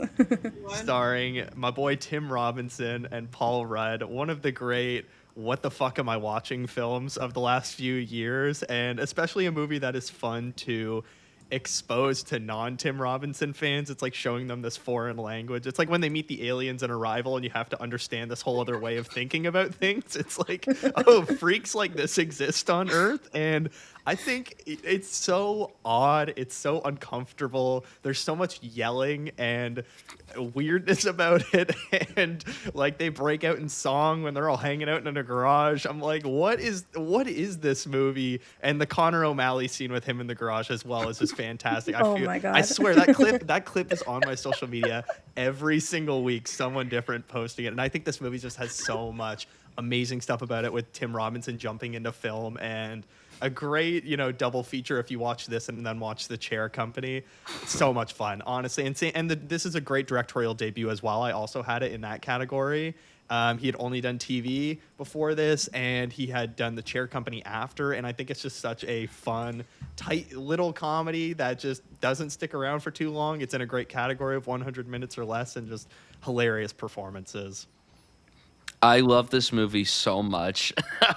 I've been a champion of Friendship since day one. I actually went to the world premiere of this at TIFF in 2024. And I literally, like, nobody had seen it at that point. There was really no plot about it. It was just like, oh, Paul Rudd and Tim Robinson in the movie together. Yeah, sign me up. And it's literally everything that you want and more. And yes, there is a lot of yelling. And I know that people screaming from the top of their lungs as comedy is not everyone's cup of tea. I understand that and everything. But for some reason, every time Tim Robinson opens his mouth, it just yells from the top of his lungs. It's comedy to me. And he does these facial expressions that are so funny. There's so many moments that stuck with me. There's a new Marvel out. It's supposed to be nuts. We should go see that. And then the Connor O'Malley moment, and the way it ends with him just going, "You psycho, who are you?" And this has been a blast. But unfortunately, it's a school night for your daddy. It's so good, and it's such a fascinating dive into how toxic a friendship could be, and I didn't think that I would get something like that in this movie. And again, it's you brought up how it's a great directorial debut and how like it was a great launching point for Tim Robinson to get into film, and it's a great double billing with that and The Chair Company. The Chair Company is out of this world. It's one of my favorite pieces of television that came out in the past year, and yeah, I love it. And also, it's hilarious that Paul Rudd is playing the weatherman again because his performance as Brian Fantana in Anchorman is an all-timer. So it was great to see him play a weatherman. And he is still, like, one of the sexiest men I've ever seen in my life. And I don't understand how that's possible. Even with that crazy bald spot from the film. Oh, my God. That was iconic. That was so great. Yeah, great pick. I love that movie. All I'm going to say is we never should have gotten out of Afghanistan. I was just about to say that. We never should have left Afghanistan. Yeah, totally agree. I love this movie. I got obsessed with Tim Robinson with I Think You Should Leave. And I just, his sensibility is so, like, distinctive. And, like, yeah, it either works for you or it doesn't. Like, but it does work for me, definitely. I watched most of that show and then The Chair Company and Friendship with my boyfriend, and we definitely just like we'll just say something and just be like, that was so Tim Robinson coded. Like he just has this certain delivery and yeah, it's this just fully encapsulates it, puts it into one movie, and if you like it, you'll love it. So yeah, I just absolutely love this. And the Subway scene, oh my God. Oh my I ordered God. a sandwich from Subway. Yeah, Friendship is admittedly one of the big 2025 movies that I still need to catch up on. I didn't see it when it came out because I'm not a big comedy person in general. Like, I'm usually not a fan of, like, a straight-up comedy. And so I'd never seen anything that Tim Robinson has done before. And I was kind of like, do I need to see this? And then, like, once it did its, like, theatrical run and people were like, this is really good and really funny, I was like, oh, maybe I should catch it. And then it, of course, just became, like, there's always that one or two movies of the year where it's like, I missed this and I'm going to catch up on it. And I keep saying I'm going to catch up on it and it just, like, never happens. But it's one I definitely am going to put on soon, especially because it's not super long, and it's, like, a lighter watch. I think it's going to be a good, like, when I need something to put on. Because I do think, like, I have been told that it is my kind of humor, so I'm like, okay, because my thing with comedies is more like, some of my favorite movies are comedies, but it really has to, like, hit a very specific intersection that I like, and so a lot of times, and there's, like, I mean, there's nothing worse than watching a comedy and you don't find it funny and you're just sitting there being like, but I do definitely need to watch it, and I, like, it's been explained to me enough that I'm like, okay, I feel like this is gonna be, like, my cup of tea in this genre that I don't always, like, navigate towards. Exposing someone new to Tim Robinson is one of the scariest things in life. It's like you're gonna think I'm a psychopath or a serial killer, or you're immediately gonna bond even closer with me, and you can only cross your fingers that it's the latter. See, that's why I'm like, I feel like I need to get there because I like comedy that is weirder. Like, I love The Rehearsal because I think that Nathan Fielder is, like, oh, you'll be fine. You're right in your wheelhouse. Yeah. But it's like, it's always like, and I, like, don't, like, watch enough comedy to be able to be like, these are the kind of, like, comedic stylings that I like or don't like. So it's truly just, like, a vibe. Like, it's all vibes based for me. Mm-hmm. So I have to go into everything and be like, I don't know what is or isn't working about this because this is not a genre that I have enough experience in to be able to pinpoint that, but, like, I know when I'm laughing, so...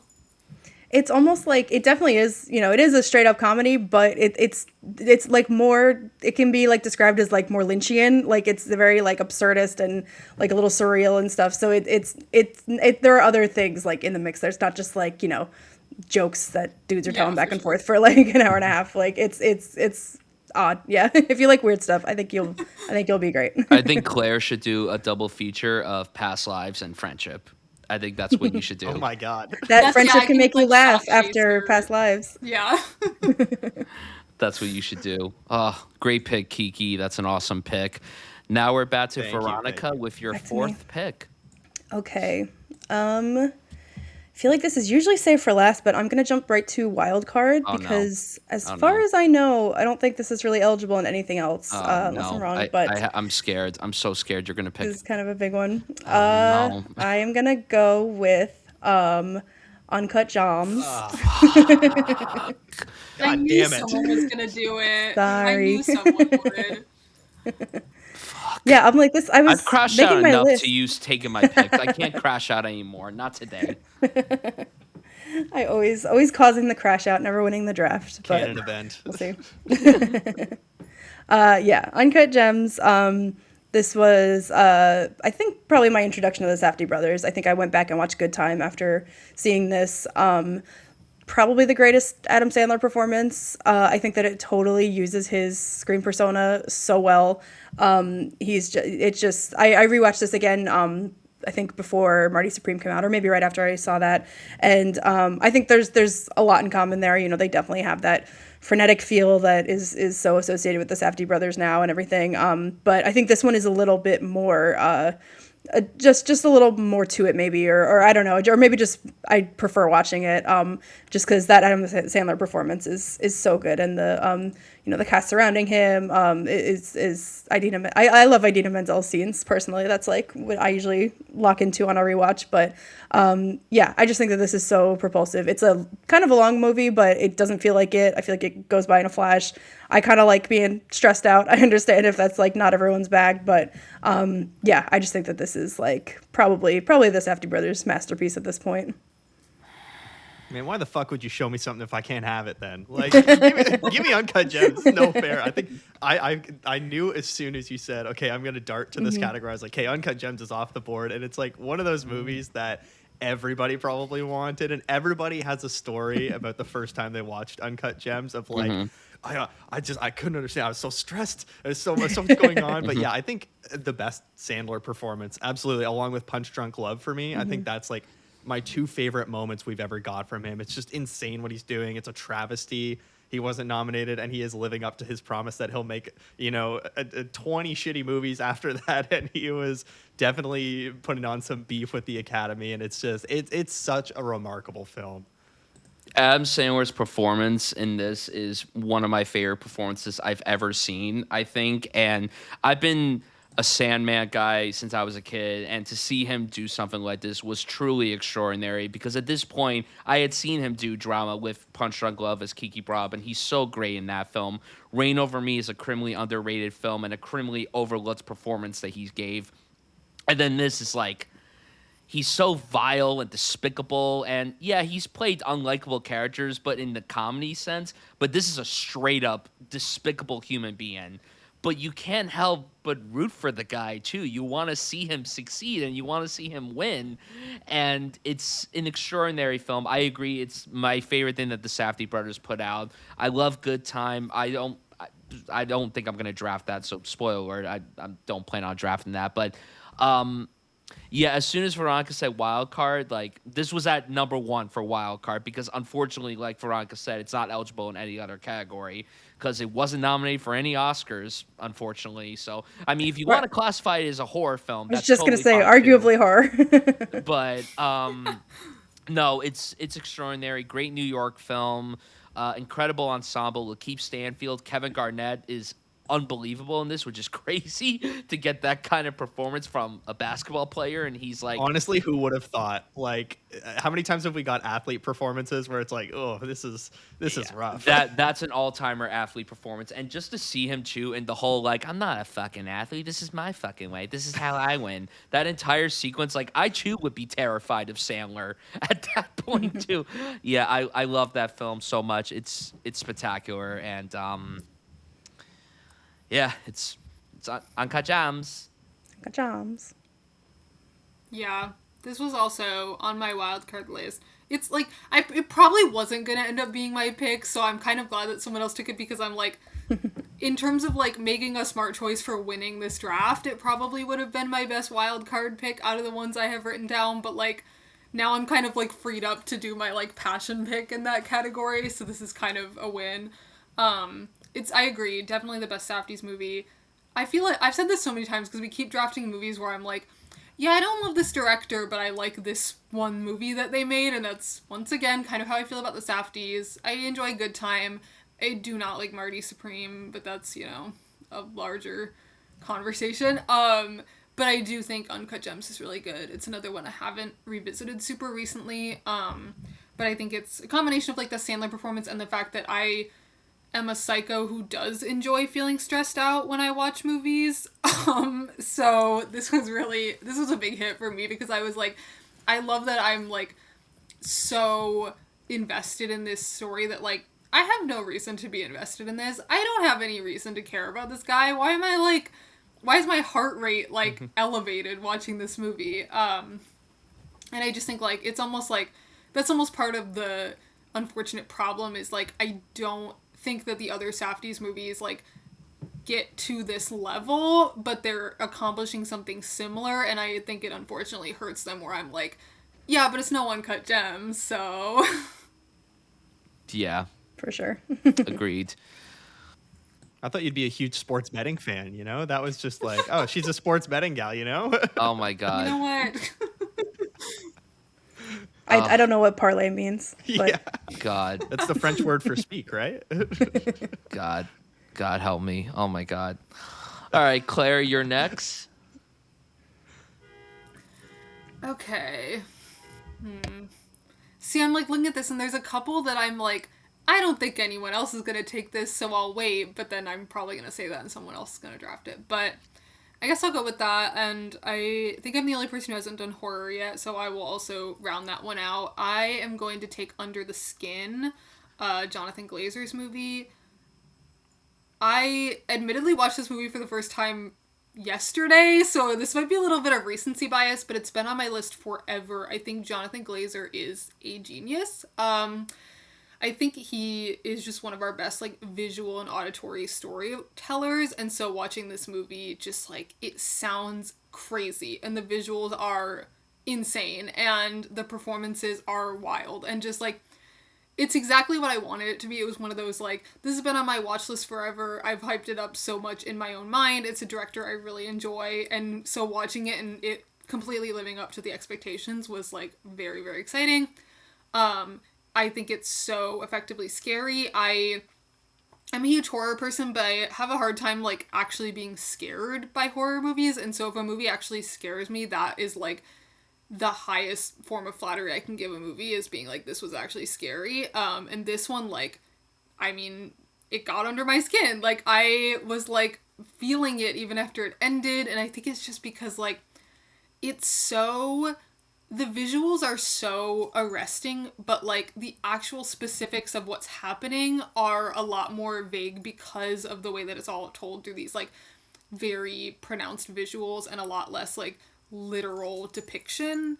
And I just think it's, like, super interesting, and it's, like, takes what is a premise that has been done a lot and just both adds something new to it thematically and visually, where it looks unlike anything I've ever seen before, but it also, like, finds really interesting narrative themes in a story that could be so incredibly simple. And I just think Jonathan Glazer is so smart, and I, like, wrote this in my Letterboxd review, but I was like, I'm jealous of people who, like, have the capacity to conceptualize and create things like this, because I just can't even fathom, like, sitting down, having this screenplay and being like, what if it looked like this? Like, I just can't even imagine, like, how your mind can come up with those things, but I am very glad that people like that exist so that I get to watch what they make.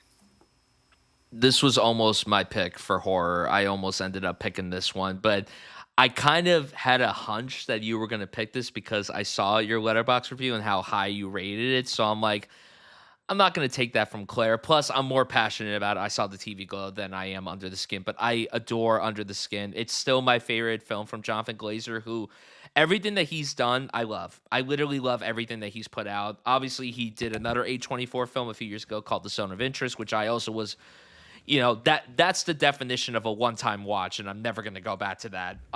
But that film was remarkable. I mean, you brought up how much of a genius Jonathan Glazer is, and what he does here is truly extraordinary and unlike anything I've ever seen. And it's probably my favorite performance that Scarlett Johansson has ever given too. I think that she is really remarkable here. It's a very different side of her, and I think it's so cool that she put this film out in the midst of her like Marvel period and everything, where it was like the Avengers, and then she did this, and Winter Soldier was the same year as well. So I think that that's really cool, and I think the true MVP though of this movie is the score by Mika Levy. That to me is the cream of the crop when talking about this movie. Mika Levy, underrated composer. The scores for Zone of Interest, and they also did the score for Jackie a few years later, which I think is criminally underrated as well. Yeah. So yeah, awesome pick. And also Adam Pearson's in this, and he's awesome in this. My boy Adam Pearson. Yeah. Yeah, A Different Man is a tough, like, I really want to draft this, but I don't know if I'm going to have room for it. I love that movie. A Different Man is an awesome film. Another and, insane score. Like, probably my Yeah. favorite score of that year. Yeah. And another great New York movie, too. Yeah. But yeah, Under the Skin. Yeah, awesome Jonathan pick. Glazer is such an interesting filmmaker. I work in commercials, and I know like the agency that I've like been on their site a bunch of time in their director roster, and I see Jonathan Glazer's name, and even the commercials he does, I'm like, how the hell is he so good? Everything he touches just feels like gold. He did a Nike commercial back in like 1998 that is regularly referenced by so many advertisers and so many people. And it's mind-blowing. And Under the Skin, it's a very creepy film. And for me, this is a one-time watch. I watched it a long time ago, and I was like, I don't know if I could revisit this. I loved it, but holy shit, I'm so uncomfortable. And Zone of Interest, same thing. He's a very much uncomfortable filmmaker. He's going to do something that you're going to think about, and you're going to spend a little while sort of solving. And yeah, this is a really great pick, actually. I was surprised it wasn't taken already. Yeah, I think that when I was doing prep for this, I was looking at it and I was like, I watched this in the last few years, but I was like, why don't I like have any thoughts? I looked back at my Letterboxd and it was like, yeah, I didn't watch this in the ideal conditions. I like had just taken an edible, and I put this on and I was like, this is not the vibe that I need right now. So I had like turned it off, and then I think I went back afterwards. So I kind of watched it like segmented and partially altered, and so I remember this kind of being one that just bounced off me a little bit. But again, I would definitely put this in the category of like need to give it a rewatch, because I was not in ideal conditions. And so yeah, maybe I would get something out of it the second time. I absolutely love Zone of Interest and Birth too. So I'm not opposed to the weird stuff. I just probably need to give this a better chance. Great movies. Sexy Beast. Anyone fans of that I film? haven't seen that one yet. I Yeah. love it. Fantastic film. Oscar nominated film. Ben Kingsley nominated for supporting actor, delivering maybe the best performance that he's ever delivered. It's so good. Oh man, very very good pick. All right, we're back to me for 2 picks.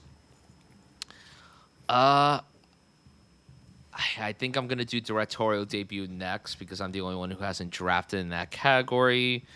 Past Lives has already been taken. Ex Machina has already been taken.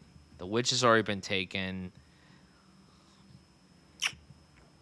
A lot of them What's gonna- overlap in other categories too. That's why it was hard. What's gonna get the most votes though? You gotta go for clout. Scrape the bottom of the barrel, get some clout going. Okay. I really like this film. I'm not in the OMG masterpiece territory with it, but I really, really, really do like it. So for a directorial debut, I'm going to draft After Sun. One of the hardest films I've ever watched in my life, simply because it has one of the most realistic depictions of depression that I've seen on screen. And as someone who has gone through really bad bouts of that, watching a film like this it hit way too close to home for me. Now, I know that a lot of people look at it differently, as like, oh, how it impacts like their relationship with their father. I fortunately have had a wonderful relationship with my dad, but watching this movie, it made me think of like, I thought it was really interesting of how we had someone who was early in their life and then someone who was at essentially the tail end of their life. We had 2 coming-of-age stories in this one particular film. And Charlotte Wells, who directed this, I think made such a poignant portrait of a broken person and then this girl who's trying to understand her father. And it's so difficult to watch because it feels so painfully realistic, especially learning that Charlotte Wells took elements of her life and incorporated it into this story. And I think it has a beautiful, beautiful lead-in performance by Paul Mescal that got one of the coolest Oscar nominations in recent memory, considering the fact that this is a super small film.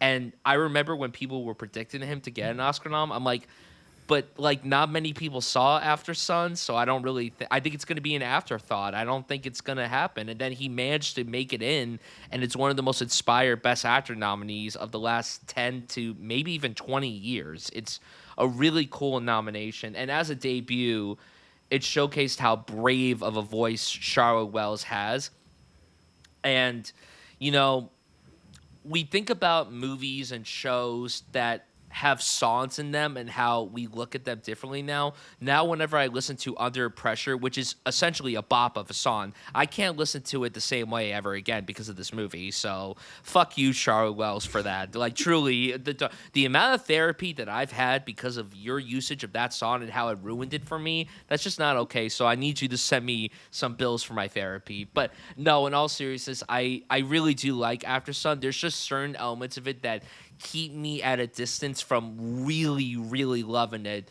But I rewatched it last year. I had a podcast all about coming of age films, and we covered this movie for one of the episodes. And yeah, it was a really difficult watch the second time around, especially as I'm heading to the age of Paul Mescal's character. I'm getting closer and closer to that, and I'm terrified to get to that point. But yeah, it's a really great film. It's very good, and it's really amazing to also learn about the story of how this film was brought off the ground and how Barry Jenkins came in and helped produce it and everything too. So yeah, it's a very good film, and I'm really excited to see what Charlotte Wells does next, and hopefully she does something very, very soon. Whether it's with A24 or with someone else, I'm very excited to see what she does because this one film showcased that she is a very exciting voice to look out for. Yeah, talk about a movie that I will never rewatch. Although it's also one where I'm like, I feel like I want to rewatch this because I haven't seen it since it first came out, and like I just feel like I would like get it more now, but I'm also like I don't know if I can do that to myself. But yeah, Paul Mescal just like he's so good in this movie. I just like nobody can make me cry like that man. And I hope he never stops. So yeah, incredible movie. Just like such a stunning debut feature. And just like in also serves really well as like an idea of like giving audiences a perspective on what a director, how a director thinks, how a director works, and like what kind of stories we should expect from them and what kind of storytelling we should expect. I think this movie does a really good job of like establishing voice from a director who people have not seen direct a feature film before.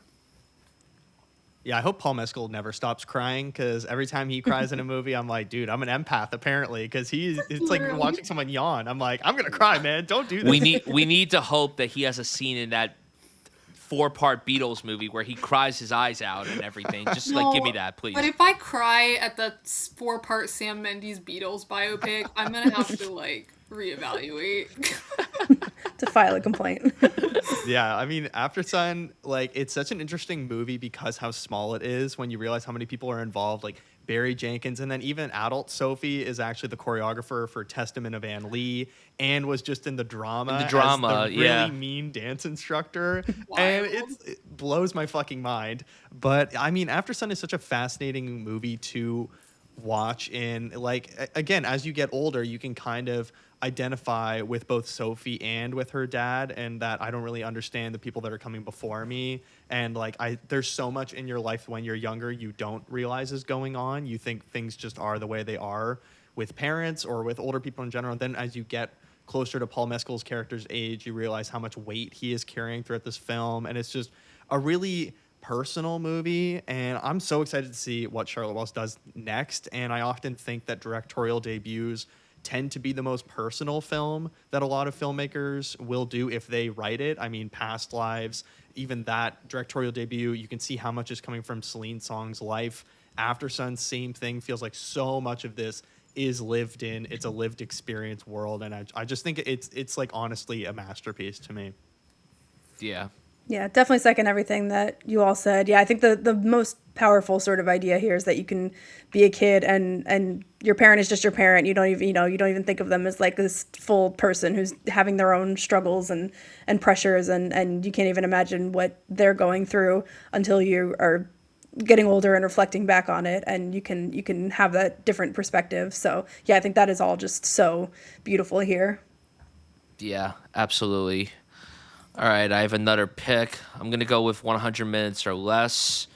I'm going to be smart and save wild card for last and everything. I'm going to do it the correct way, Veronica. It's no rule. Fair, fair.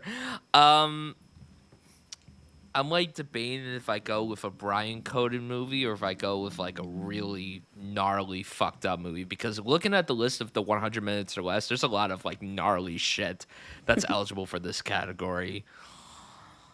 Um, wow. Um, because I'm thinking to myself, I'm like, is this 100 minutes or less? Like, if I don't draft this one film I'm thinking of that's Brian coded, is it gonna get drafted at all? I don't know if I want to put it for wild card. Okay, you know what? I'm gonna do a gnarly pick. I'm gonna go against the grain and do something different. For 100 minutes or less, I'm gonna go with Green Room. When you said gnarly, I literally thought Yep. that's what you were gonna pick. I mean, my God, talk about that. This is gnarly with a capital G. Like, oh my God, this is an insane film. Directed by Jeremy Saulnier, who has directed a handful of movies these last few years. I haven't seen his most recent one. What was it called? The one with Aaron Pierre? Did he Yeah. make that, or am I thinking of someone else? Yeah, that's him. Rebel What's it Ridge, called? baby. Rebel Yes. Rebel Ridge. Yeah, I haven't seen that. I have not seen that, unfortunately. I heard Fantastic that was very, movie. very good. I've heard good things. But Green Room, I remember watching this. Again, this was one that I didn't know anything about. So when I found out it was about this group of musicians going to perform at a neo-Nazi club, I'm like, oh, that sounds very brutal. And the leader of the neo-Nazis is none other than Patrick Stewart. I'm like, how did this project come to be? But yeah, it's so. This is a legit difficult watch, like to the point where like there's sequences that when I've revisited this film, and I've only watched it I think twice. I haven't watched it a ton. I watched it in the theater when it came out, and I don't usually cover my eyes or like lean back in the seat wherever something makes me uncomfortable, but this made me do that a lot because of how, I mean, it really went for it, and I think it did a really great job. And again, because I haven't seen this enough, I don't have a ton to say about it, but I remember being really impressed with the filmmaking of it and Jeremy Saulnier's sensibilities and the brutalness of it all and the performances. Patrick Stewart, I think, is so good in this to where you forget that he is Jean-Luc Picard. You forget that he's Professor X. You watch him in this and you're like, oh my God, I've never seen this side of him, and I love what I'm seeing. But also, it had Anton Yelchin in it, and I really loved Anton Yelchin. I was really sad when he passed away 10 years ago, which is crazy. I'll never forget where I was when I found out about his passing. And he was so great in this, and it's really sad, too, watching this film after he had passed away, because it's like we really lost an incredibly talented young guy. Like, he had so much more going for him, and it would have been really awesome to see the career that he could have had in the years since. But I really like Green Room. I think it's an underrated A24 film. And again, not an easy watch, but one that I think is very rewarding personally. So, yeah, that's going to be my pick in 100 minutes or less. Not an easy watch is the best way to define it, because fun fact, like 4 years ago, my girlfriend and I started it. I was like, hey, this one's been on my watch list forever. I really want to knock it out. We started it. Within 20 minutes, she was like, I don't know if I can watch this. We turned it off, and I have never been able to come back to it. So now, you know what? I'm going to tell her, leave the room. I'm going to watch this tonight, and I'm very excited for it. I mean, everything that I've heard about it, it's such a selling point. But everyone, like you, has warned me, okay, but it's a tough watch. Like, you do need to mentally toughen up to watch this. So it's kind of a staple movie for a lot of people, that it's like tough to watch one-timers as well. Yeah, I actually have basically the exact same experience where, like, I definitely can handle pretty like bleak and violent stuff. In fact, like once we get to my wild card, that will probably become apparent based on what I'm leaning towards. But it was one of those ones where like I started watching it and it wasn't. I just like realized like that night was not.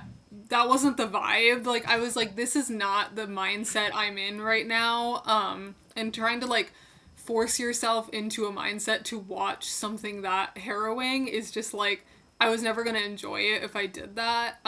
So it like went back on the list. And that was not actually that long ago. So I think I'm like waiting for the day.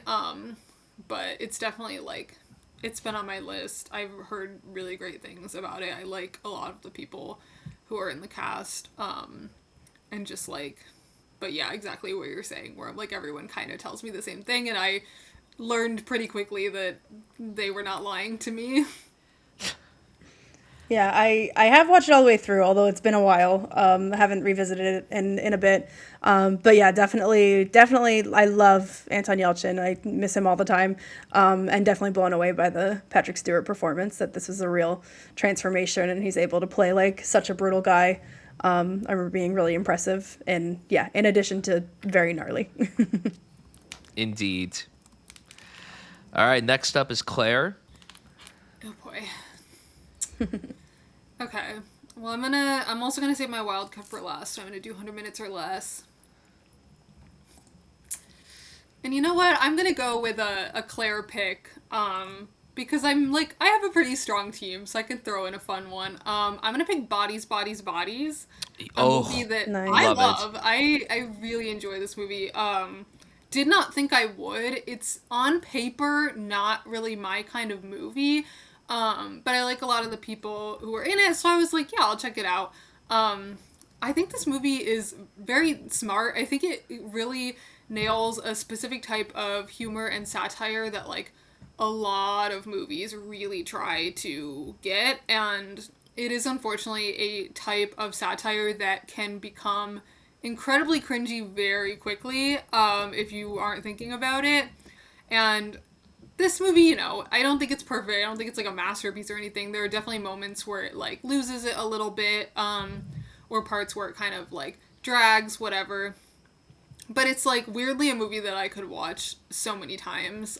Partially because, you know, it's not that long and it's like both fun while also being like a little violent, a little creepy, like it has such I think it's so funny that Lee Pace is in this movie. Like it's just got like it's got a lot going for it in my book. I just think it's a really fun movie. And it's one that I kind of like will like put on if I'm like having a movie night with friends and we don't really know what to watch. I'm like, this is a short movie that like people are gonna enjoy and like I'm always gonna have a good time rewatching it. I think it's funny. I think it has cool ideas. I think it looks nice. I think the performances are really fun. And so I was glad to be able to find a category where I could get this one in because it's just like it's my most like, I mean, I'm looking at my team right now. These are all very Claire movies, but this is the most like, I don't think anyone's voting for me for drafting this, but like whatever, I'm gonna do it anyway. Your parents are upper middle class. It's just so funny, and I'm like it's partially the acting, it's partially the direction, like some of those lines I'm like, God, this would like, I would be rolling my eyes if this were in a different movie, but something about it, and like the final reveal at the end is just like, Yeah. cherry on top. It's so funny. Great pick. Love this movie. You wouldn't think that the director of this would have went on to make Baby Girl. They're two very different films. I and was I think literally that's just awesome. about to say that. How Yeah, crazy like, that is. I I think all of her movies it's- on here. Like, it's so cool that both of the films that she's put out so far are so completely different from one another, and I think that that's awesome. Yeah, I loved Bodies, Bodies, Bodies. Like you said, it's not a perfect film. There are definitely some problems with it, but the performances are so good. Rachel Sennett is unbelievable in this. She is probably my favorite of the entire ensemble, but I love that you mentioned Lee Pace because what the hell is he doing here? But you know what? I am all for it. That's what everyone else is wondering too. I wish Lee Pace was my controversially older boyfriend, so I kind of get her. Oh my god, so good, so great. Yeah, it's a great film. Yeah, just like the definition of a good time. It's just Yeah. like a fun watch. It gets a little crazy. It's very funny. Like, yeah, all around. I So think fun. it's kind of the ultimate like Gen Z movie as well. I think there's just so much relatability in it. Like again, the upper middle class thing, or like there's one line where they're like, "Oh, I have a podcast, and it's actually a lot of work," and it's like little things like that. That it's like I Well, know she someone like she that. is correct. It's a lot of It work. is. It I know. I'm literally like, I is. hate that I'm like nodding along right now. But I'm relating.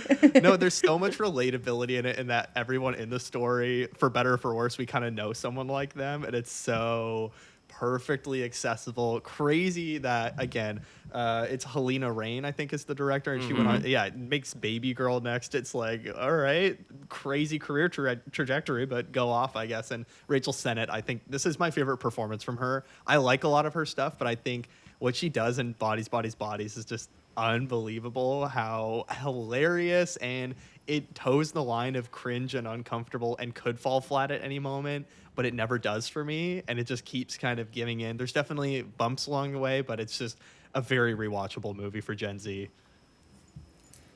For sure. And I think a lot of movies try to capture the zeitgeist in this way. And I think this is one of the few to like really successfully do it. Yeah. All right. Moving on to my next pick. Okay. So I have Oscar nom. Yeah, I'm going to go with Oscar nom. I think this is still a pretty popular one. So I'm going to take it now before anyone else can steal it.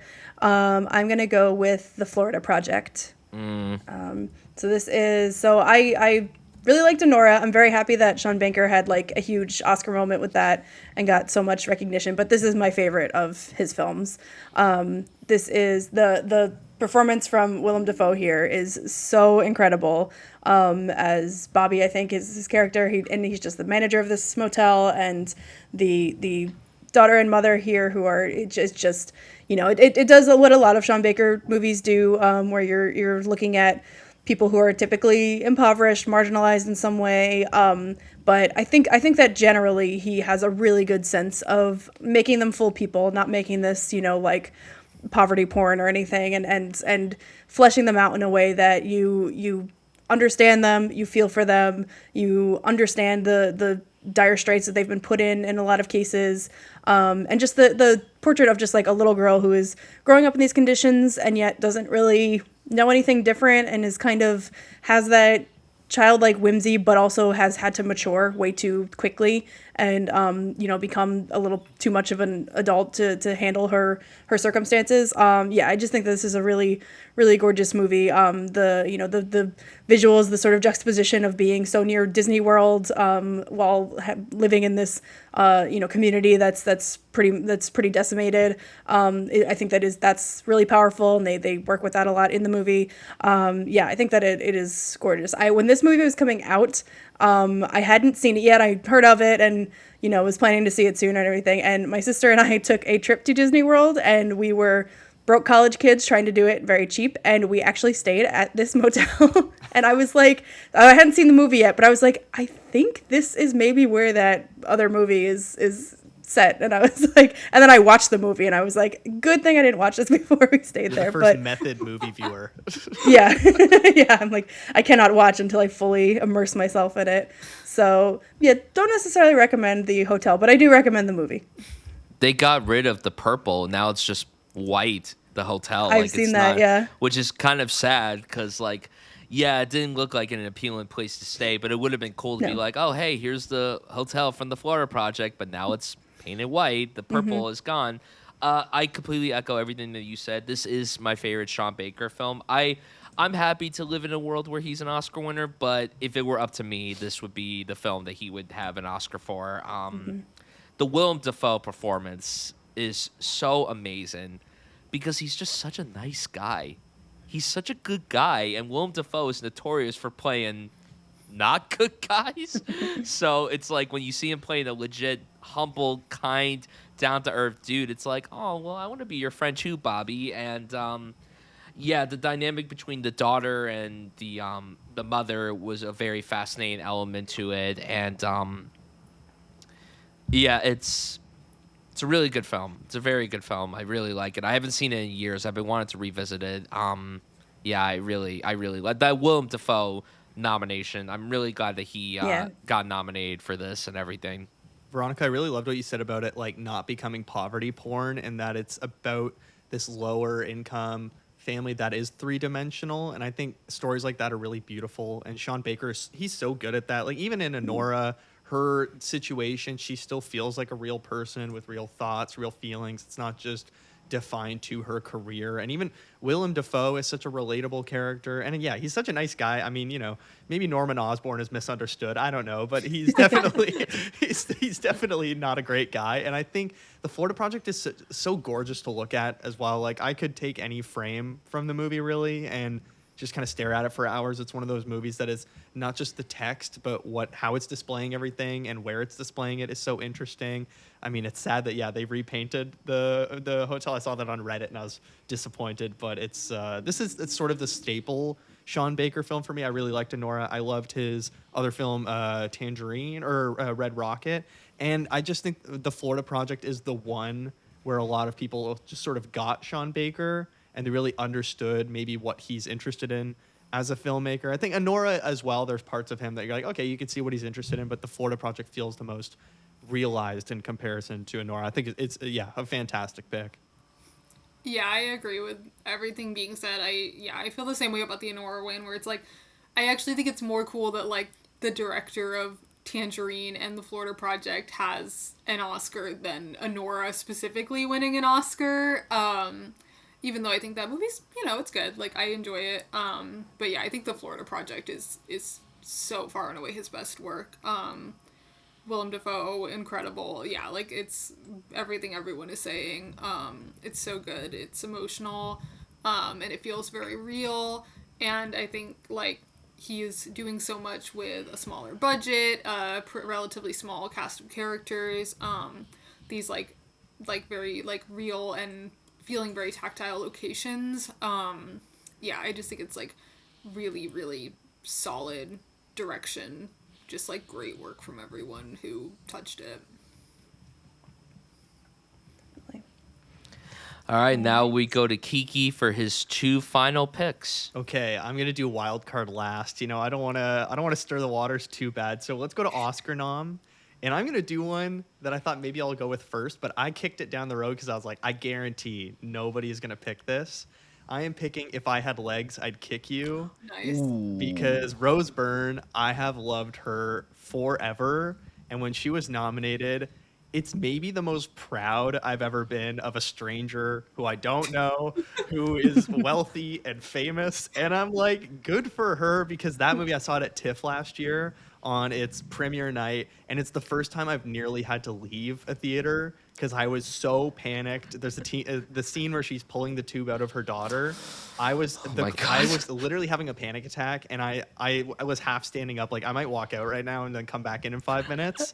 And it just, there's so much happening. I think Mary Bronstein is such an interesting filmmaker, and choosing Conan O'Brien as the therapist is, as a lifelong Conan fan, I'm like, perfect. Like that is my redhead Kane. Yes, absolutely. My tall Tilda Swinton lookalike friend. I love him so much. And I just think the movie has so much to say about the imperfections of parenthood, the pressures of motherhood, how you can lose yourself along the way, and that's going to happen because there's so much working against you. And as much as it seems like there's 1,000 options of what you can do, sometimes you don't want to do anything, and you can't do anything because you're so paralyzed.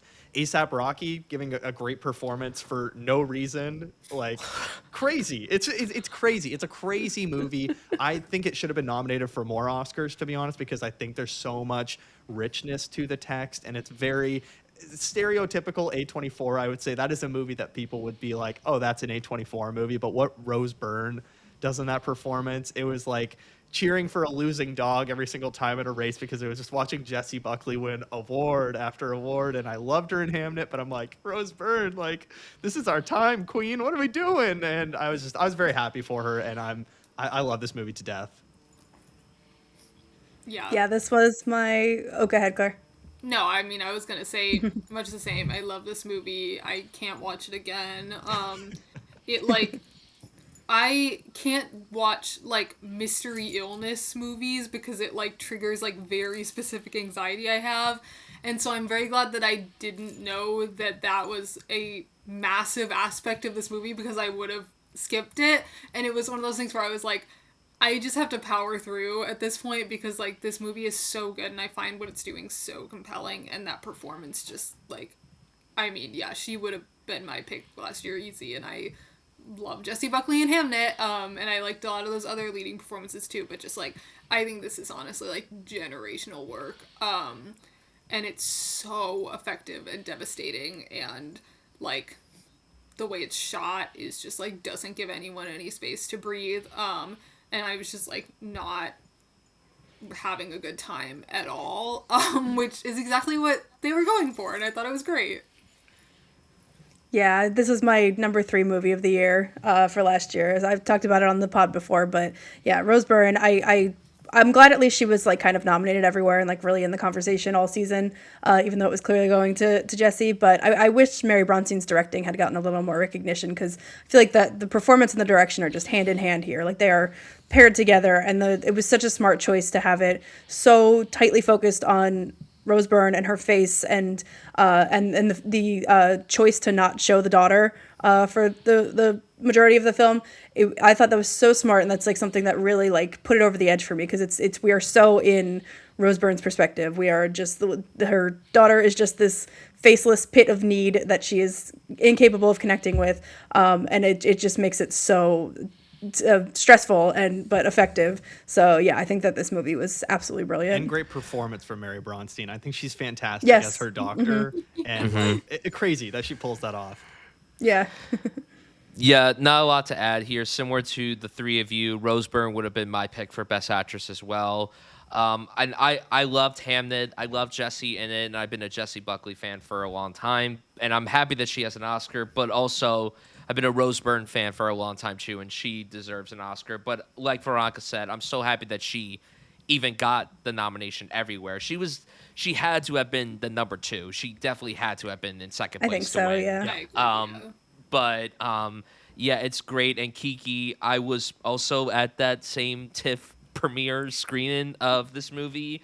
It was a very exhilarating experience because I was in the literal front row and everything. And someone behind me left the movie about 40 minutes into it, and I will never forget that whole experience. And you know, this is a very interesting thing too, very random thing. And I totally forgot to bring this up when we were talking about Hereditary.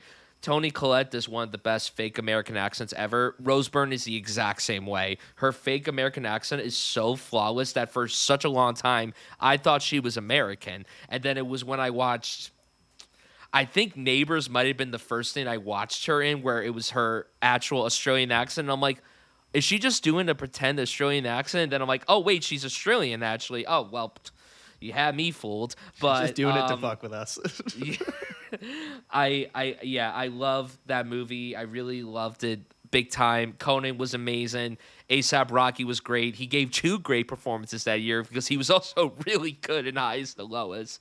But yeah, great pick. That's an awesome pick. Yeah, the Rose Byrne accent thing is so interesting because so many non-American actors will have their accent be so structured, so there's no change up. Like I always think of Hugh Laurie in the show House for some reason, or like Benedict Cumberbatch as Sherlock or Doctor Strange. I'm like, you sound like you're just pronouncing everything as harsh as possible, but Rose Byrne is so whatever, kind of throwaway with it. She's fantastic. Okay, my wild card, my final one. I actually have a huge list of movies I could pick, but I think, you know what? I'm gonna go with The Iron Claw.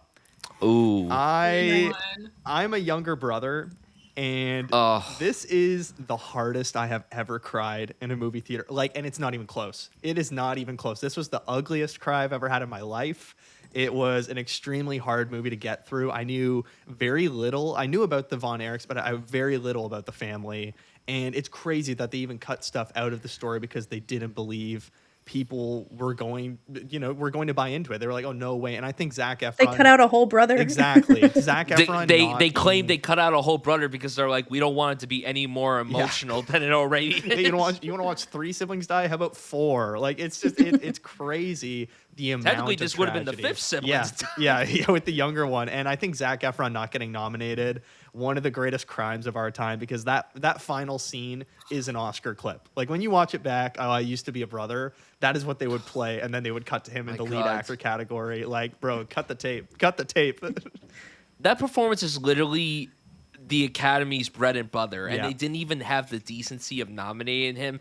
Do you not know how cool it would have been for us people who have been on the Zac Efron train since High School Musical to call him an Oscar The nom? High School Musical fans Exactly. would have been eaten. Like, I mean, when that movie came out, like I've always been a fan of Zac Efron, but even I was like, okay, I need him to have a role where he really sinks his teeth into. Because after a while, I'm like, all right, I'm tired of the comedy thing that he was doing with like the Neighbors and the Mike and Davey You're wedding. not a big dates Baywatch and fan? the Baywatch, Dirty Grandpa. I'm like, I'm already over Wow. this. I'm ready for him to. You have like, dozens really, of people angry at you now. but this is a legit lights out performance from him, and it's a really beautiful film too, and it's so hard to watch. It's so sad, but it's really incredible. It was right outside my top 10, if not in my top 10 that year. And I'm not a big sports guy. Like wrestling, you can never catch me watching that at all. But I thought this was such a insane story, and I couldn't even believe it. Like I knew little about it as well, but I was so blown away by what Sean Durkin was able to do with this material. And again, the ensemble killed it. Like, yeah, Zac Efron was unbelievable, but I mean, Maura Tierney as the mom, she was unbelievable. Jeremy Allen White, and okay, it just hit me, Kiki, that you started your team with a Harris Dickinson film and you ended your team with a Harris Dickinson Mr. John film. Lennon's my boy, you know, full circle. He's the Alicia Vikander of your team. Bring me on for the Dickinson draft. Oh, man, but it's so good. And yeah, that final scene, I remember when the movie came out like on digital and people were posting clips on Twitter and people were like, this scene is not that good. And I'm like, are you guys on crack? Yeah. Like this is a legit incredible sequence. You're broken So good. inside. And the fact that they filmed that last and how Sean Durkin's like, Zach, you cannot cry at all. And then he let it out during the scene. Oh, man, it just made the performance so much stronger. Yeah, it's great film. I loved that movie so much. I really wish that they had done better with the campaign of it all, because it's very much a movie that the Academy would have nominated hands down for like a bajillion Oscars. Yeah, that's another It podcast came out really episode late, of too. failed A24 Oscar Yeah. campaigns where they just let movies die. It came out late. It didn't have a festival run, and on top of that, that year A24 had two other films that they were really going to bat for. That was the Past Lives and Zone of Interest season. So they were really like putting those out in the forefront instead of like this or other films that came out that year. So yeah, I've said my piece. What do you two think of the Iron Claw? I mean, it's so good. I've been saying this, and like I'm looking at this list, I'm like, there's like 10 movies here that made me cry, and like I don't really cry much at movies. Like I'm not a big like crier at the movies. I feel like we just all happen to draft every movie that's made me cry in the last like 10 years. But the Iron Claw was just like devastating, and I was like, yeah, I like was aware barely of the story. Like I just had some awareness that this was like people that existed, things that happened, but I didn't like know any details. And I'm not a wrestling person at all. And so I was kind of like, I hear this is emotional. I'm sure I'll get emotional, but like I don't know, I'm not invested necessarily in like the people or the sport or like any of that aspect of it. But just like, yeah, it's devastating. And yeah, I had the same like coming out of the theater being like, this can't possibly have actually all happened to the same family. And then you look it up and you're like, oh, not only did this all happen, but like more stuff happened that they didn't even show me. Cool. Yeah, I think everyone's great. Maura Tierney is insane in this movie. It's really, really good. I recommend everyone watching it one time. Not more than that.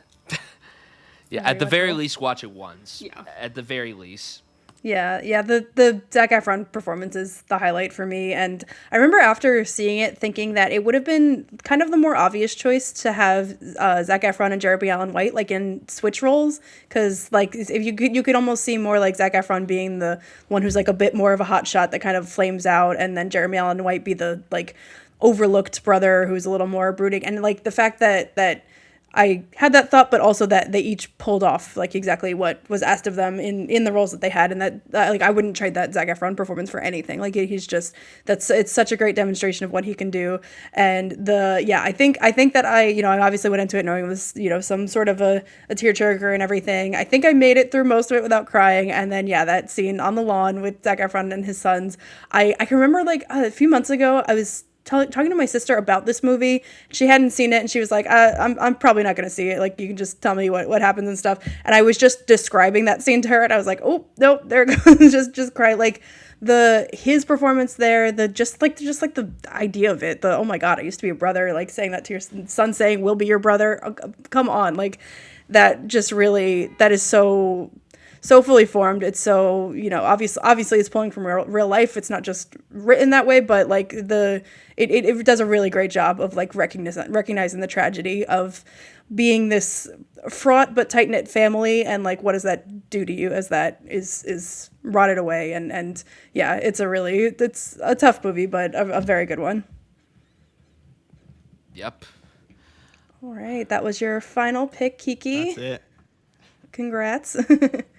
And now I will move on to my last pick. All right, so I have 100 minutes or fewer is my category, and I am going to go with, I think I will take Bo Burnham's 8th Grade here. Mm-hmm. I feel like this was like, when it came out, and for maybe like a couple years after, I feel like this was like a big cinephile-ish movie. I feel like a lot of people kind of champion this. I sort of get the sense that like it's not as talked about today, but and I haven't probably revisited it in a little bit, but I remember when this came out just being like, I thought it was so funny. I thought it was so accurate, and this was, I guess it was probably like in my early 20s when this came out, and probably 7-8 years removed from middle school, and feeling like, okay, I can actually see the slight differences in like how it was when I was in middle school versus now, even just like, not even a full generation later, like just the references and the way that things were talked about, the difference in social media, things like that, and it was and yet it felt like totally universal. Like that just created the atmosphere, the sense of everyone going through, what is probably a terrible time for most people, making it through middle school and transitioning into high school, and just trying to, Elsie Fisher's character is so adorable. Like she's trying so hard. She's wants to be a positive person. She has this YouTube channel, and yet she's just sort of just in that weird stage of life when you don't quite, have anything that you're passionate about. You don't really have friends that you feel super close to. You feel a little bit alienated in every room that you're in. And just the way that is, the way that that's funny, the way that it's tragic, everything about that. The Josh Hamilton as her father is so good. That, I think that's the line in the when they're sitting around the fire and just, saying that she's like, if I had a daughter that was like me, I would be sad. And the way that he reassures her and is, sort of that like dorky dad, but, and maybe she doesn't appreciate that at this stage in her life, but that he's a great presence in her life that's like always going to be there for her. I just think that it's really, really accurate and really well done depiction of a, horror show of a time in everyone's life. Bo Burnham, please direct more. That's all I have to say. Yeah, I don't get what, like, this blew my mind. Bo Burnham, I'd been watching him, like, on YouTube and stuff like that growing up, and I'm like, there's no way it's the same guy. I'm like, that Bo Burnham. Mm-hmm. There must be another Bo B. Burnham on the internet or something like that, but I think you're so right in how it shows the awkwardness and kind of how terrible that part of your life is in that time. It's such a specific feeling of that time of your life, and the movie does it so well. And before high school as well, which, there's so many movies about high school being the worst time of your life and the pressures that come with that, but 8th grade is incredibly awkward, and this movie kind of brings it together so beautifully. And the father-daughter relationship, I can't watch a clip of it without crying. Like, it does break my heart every single time. I think that's such a good pick. Yeah, 8th grade sucks. I don't want to be back in 8th grade ever. It's the worst. The movie is great, though. Yeah. The movie doesn't suck. Movie good. Life experience bad. Cool. All right, moving on to Claire's last pick. Okay. Oh boy. I have two. Well, so my story here is I have two options. That are both directed by the same director because this person is my favorite director and he's directed two A24 movies. And there's the one that I think is a little more widely popular, well received, and then there's the one that's in my Letterboxd top 4 and is one of my favorite movies ever. And I think I'm gonna go that route. So I'm gonna draft Killing of a Sacred Deer. This is one of my favorite movies ever. Yorgos Lanthimos is my favorite director.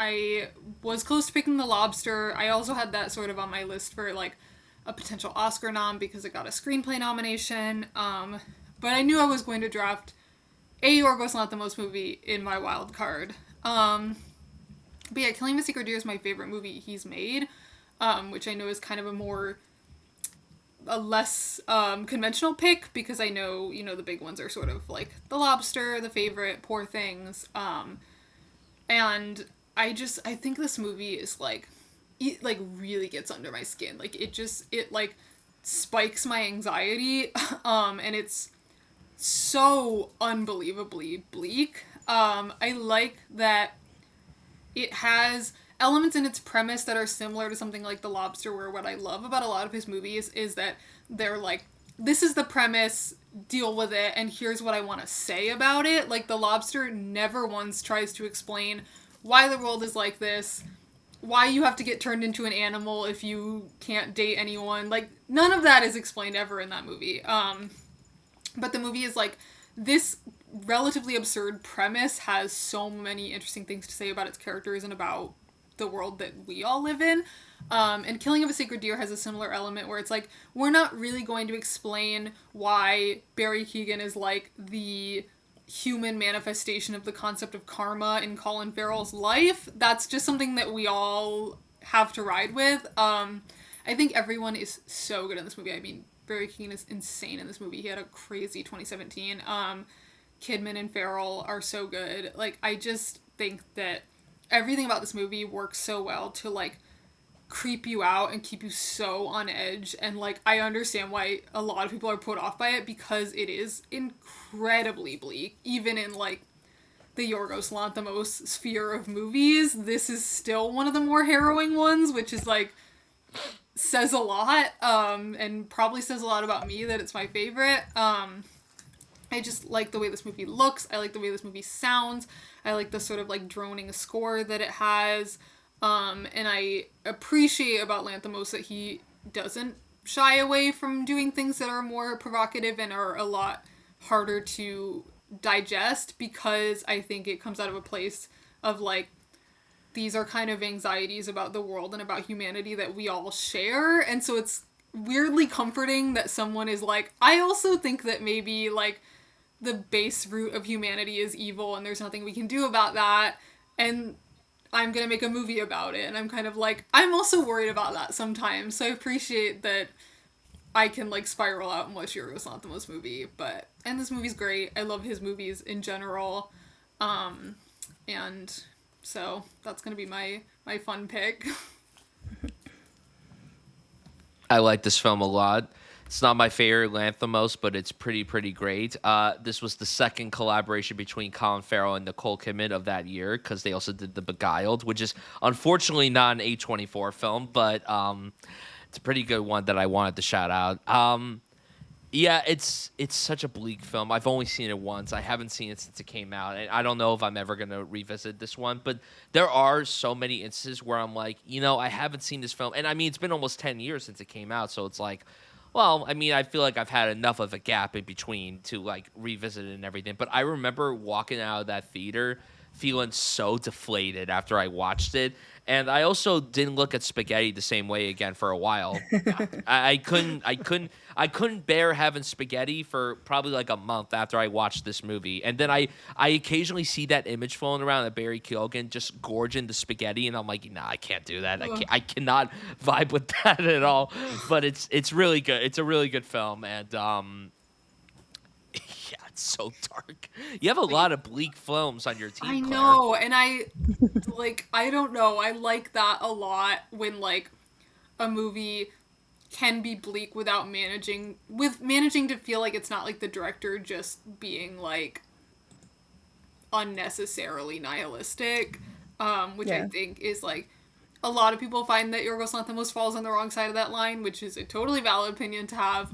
But I think he really like still manages to feel like it comes out of a place of like actual concern for his characters and also like the world, that I find to be relatable rather than like off-putting.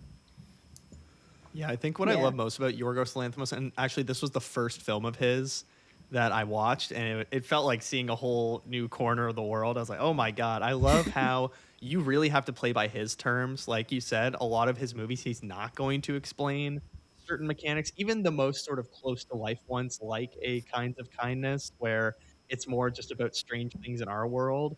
You still feel like you have to play on his terms, and he's so unapologetic about that. And some directors do that really well. Some do it maybe to less effect. Like I think Ari Aster is also another director like that, where Ari Aster is like, okay, this is how my worlds work, and you have to play in that. And Yorgos Lanthimos is just such a freaky guy, and I love Barry Keoghan in this film. It's just such a disgusting little freak performance. I'm like, you weird dude, you're so odd. You're like a little gerbil. It's just you freak me out, you know. And it's an all-timer freak performance from Barry Keoghan. Yeah. Absolutely. Yeah, I love Yorgos. I do sort of favor the Tony McNamara collaborations with The Favorite and Poor Things, but this is like right after those for me. Definitely my favorite of his other films. So yeah, this I guess if we're boiling down most of the A24 movies, it either comes down to crying or anxiety, and this is an anxiety one. So yeah, it does that really well. Great performances all around. And yeah, like you said, I love the world or the concepts that he creates, and you just run with it and you know suffer through it. Great pick. Now we are up to Brian's last pick and the last pick of the draft. We Okay. almost made it. We're almost at the 3-hour mark, and we've talked about a handful of really, really good films. Wild card, I literally have 20 films written down. Yeah. I have so many written down. I did have the Iron Claw written down and Uncut Gems written down. Those were obviously taken. Veronica just brought up a movie that's full of anxiety or a movie that makes you cry. And pretty much every single one of these films has both of those. So I think that I'm going to pick a crying film. For my final pick of the draft and for the final pick of this draft, I am going to go with Saint Sane in Wild Card. I saw this at TIFF 2023 where it premiered. I knew literally nothing about the movie other than the fact that my guy, Coleman Domingo, was starring in it. And what I ended up getting was this beautiful portrait of these broken men trying to find peace within themselves through the power of art and how art could heal you in your darkest times. And as someone who loves, art, whether it's film, television, theater, games, music, I love celebrating art, and I love when a film comes out and celebrates that. And the fact that this is based on a true story of these real inmates at this facility called Saint Sane, where a lot of these real inmates played themselves, that to me was the most like OMG piece of that to me. I was just shocked when I learned about that when the movie ended and it showed that these were the real people, and I'm just like, that's insane that they came into this movie acting like they've been in like 25 feature films, and yet this was all their debuts. And then Coleman Domingo anchoring this ensemble and delivering what I think is the best performance of his entire career so far. I really adored this movie. I was a champion of it from day one, and I've implored many people to go watch this movie because it really is just that remarkable of a story. And again, it just reminds me so much of why I love films like this and stories to where it shows of how art could help you in the darkest of times. We had a film come out that same year called Ghostlight, which didn't get any fanfare at all, which really disappointed me because that was also one of my favorite films of the year. And it made for a really good double billing. Like if you watch those two together, it's really really great. But yeah, this film was unbelievable. I was so excited when A24 picked it up, and I was really disappointed when they did literally nothing with it. I mean, they literally did nothing with it. It barely had a theatrical run. It barely got any award nominations. Coleman Domingo's even lucky that he got in everywhere for this performance. It should have been nominated for picture. It did get a screenplay nomination, which is awesome.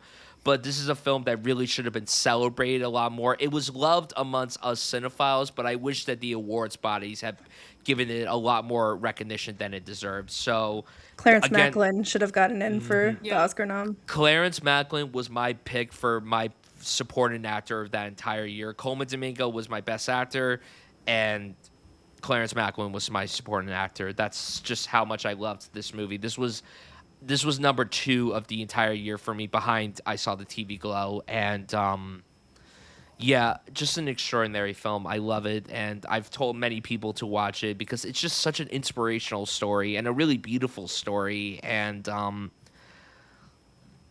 yeah, I'm like you, Claire, where I don't really cry during movies, despite the fact that I'm a Pisces. It should be easy for me to cry and everything.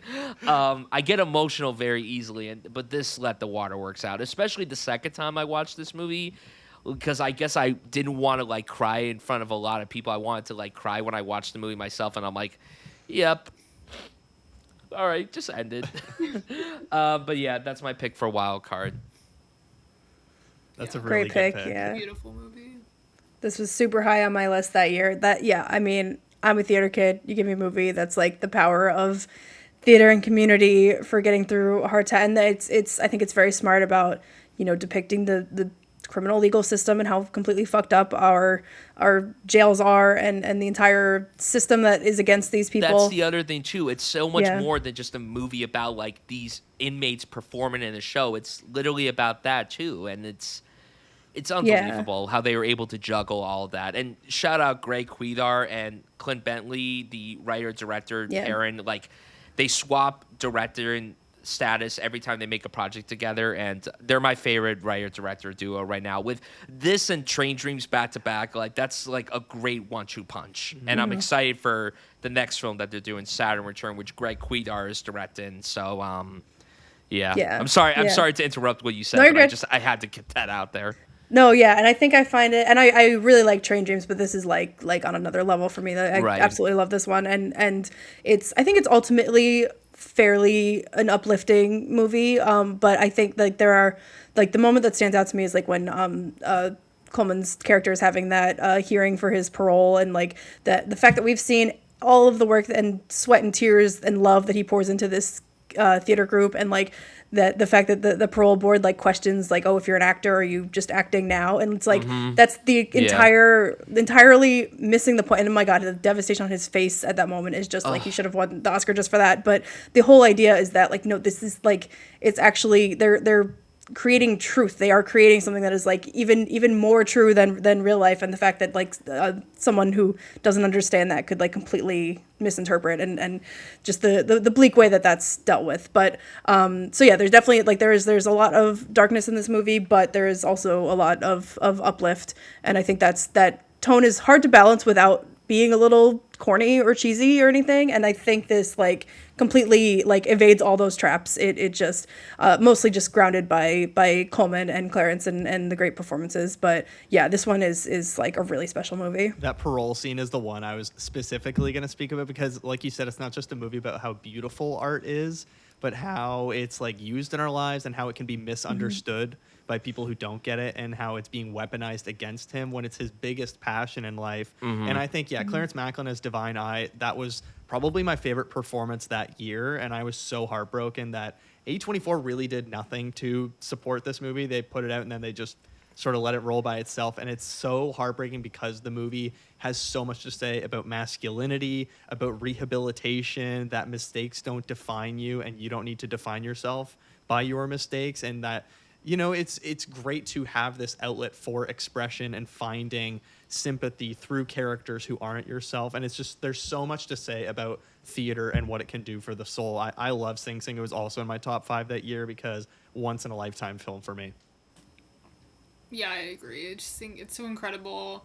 Great performances, especially from a lot of people who, like, you cast people who literally live these experiences. Like, we talked Yes. about Clarence Macklin. Like, he's just unbelievable talent in that movie. Like, just totally, like, yeah, like, I remember watching that, and that performance just, like, landed in such an incredible way. And just the way the story is told, like, obviously you're working with real material, but just a great example of, like, how you can narrativize something without, like, commodifying it and without losing the fact that, like, this happened to real humans and real humans are still experiencing this every single day.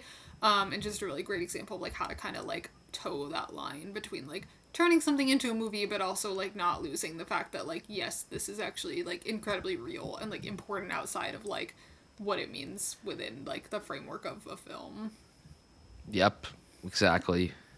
All Wow. right. I think we did it. Oh my God, we did it. 24 A24 movies. 24 A24 movies. All right, let's recap our team. So I'm going to go first. So for coming of age, I drafted Lady Bird. For horror, I saw The TV Glow. For Oscar nom, The Tragedy of Macbeth. For directorial debut, After Sun. For 100 Minutes or Less, Green Room. And for wild card, Saint Saint. Claire, what is your team? For Oscar nom, I have Everything Everywhere All at Once. For directorial debut, I have Ex Machina. For coming of age, I have The Green Knight. For horror, I have Under the Skin. For 100 Minutes or Less, I have Bodies, Bodies, Bodies. And for my wild card, I have The Killing of a Sacred Deer. Veronica?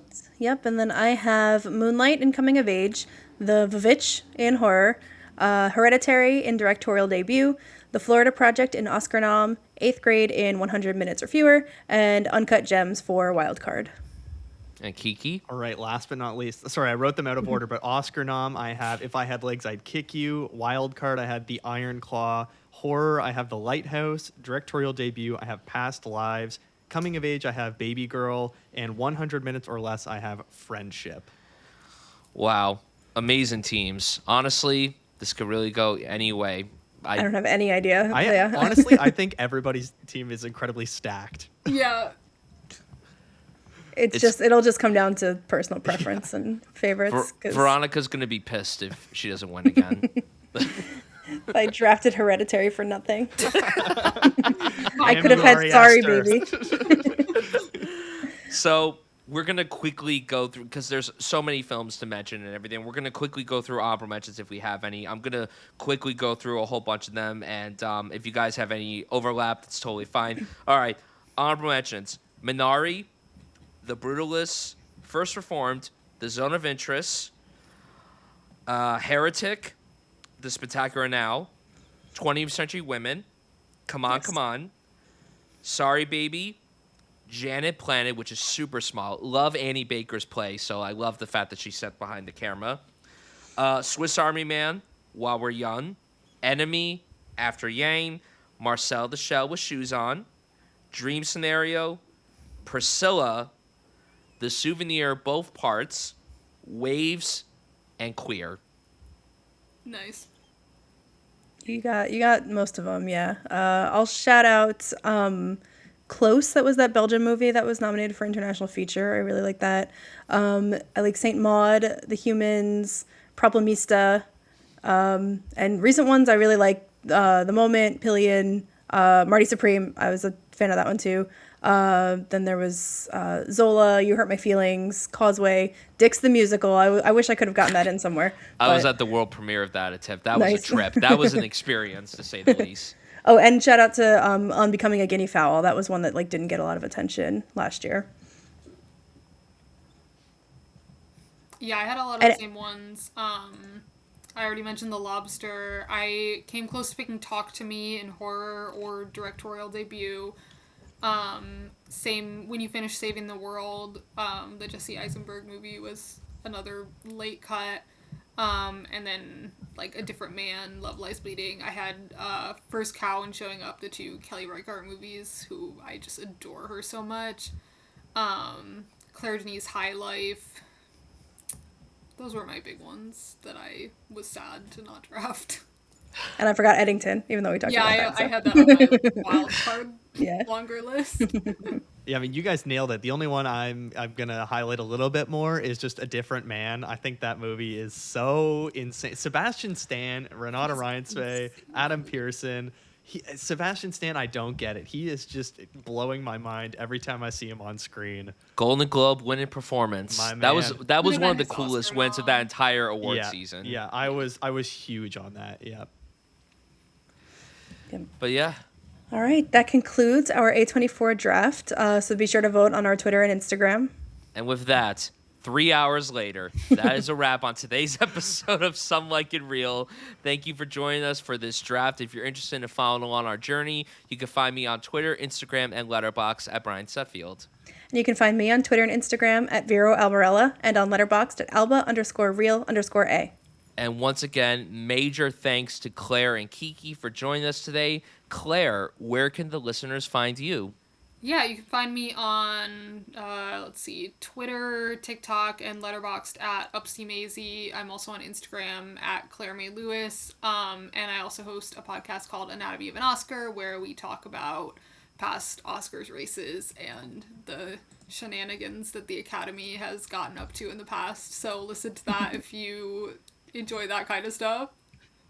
Yeah, highly recommend listening to Anatomy of an Oscar. We had Claire's co-host Morgan on the pod recently for a draft, and I had a feeling that this was also going to be a chaotic draft. I think every time we bring on someone from the pod, so Dean, if you're listening, you better bring chaos too when you come on this pod.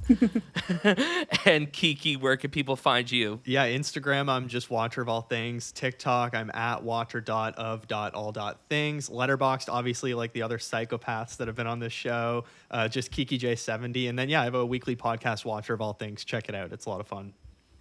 Go give Claire and Kiki a follow. Links will be in the description. And you guys can follow the show on all socials at Some Like It Real, as well as on YouTube at Some Like It Real. Be sure to subscribe and share it around and tune in every Monday for a new episode of Some Like It Real on podcast platforms. We'll see you next time.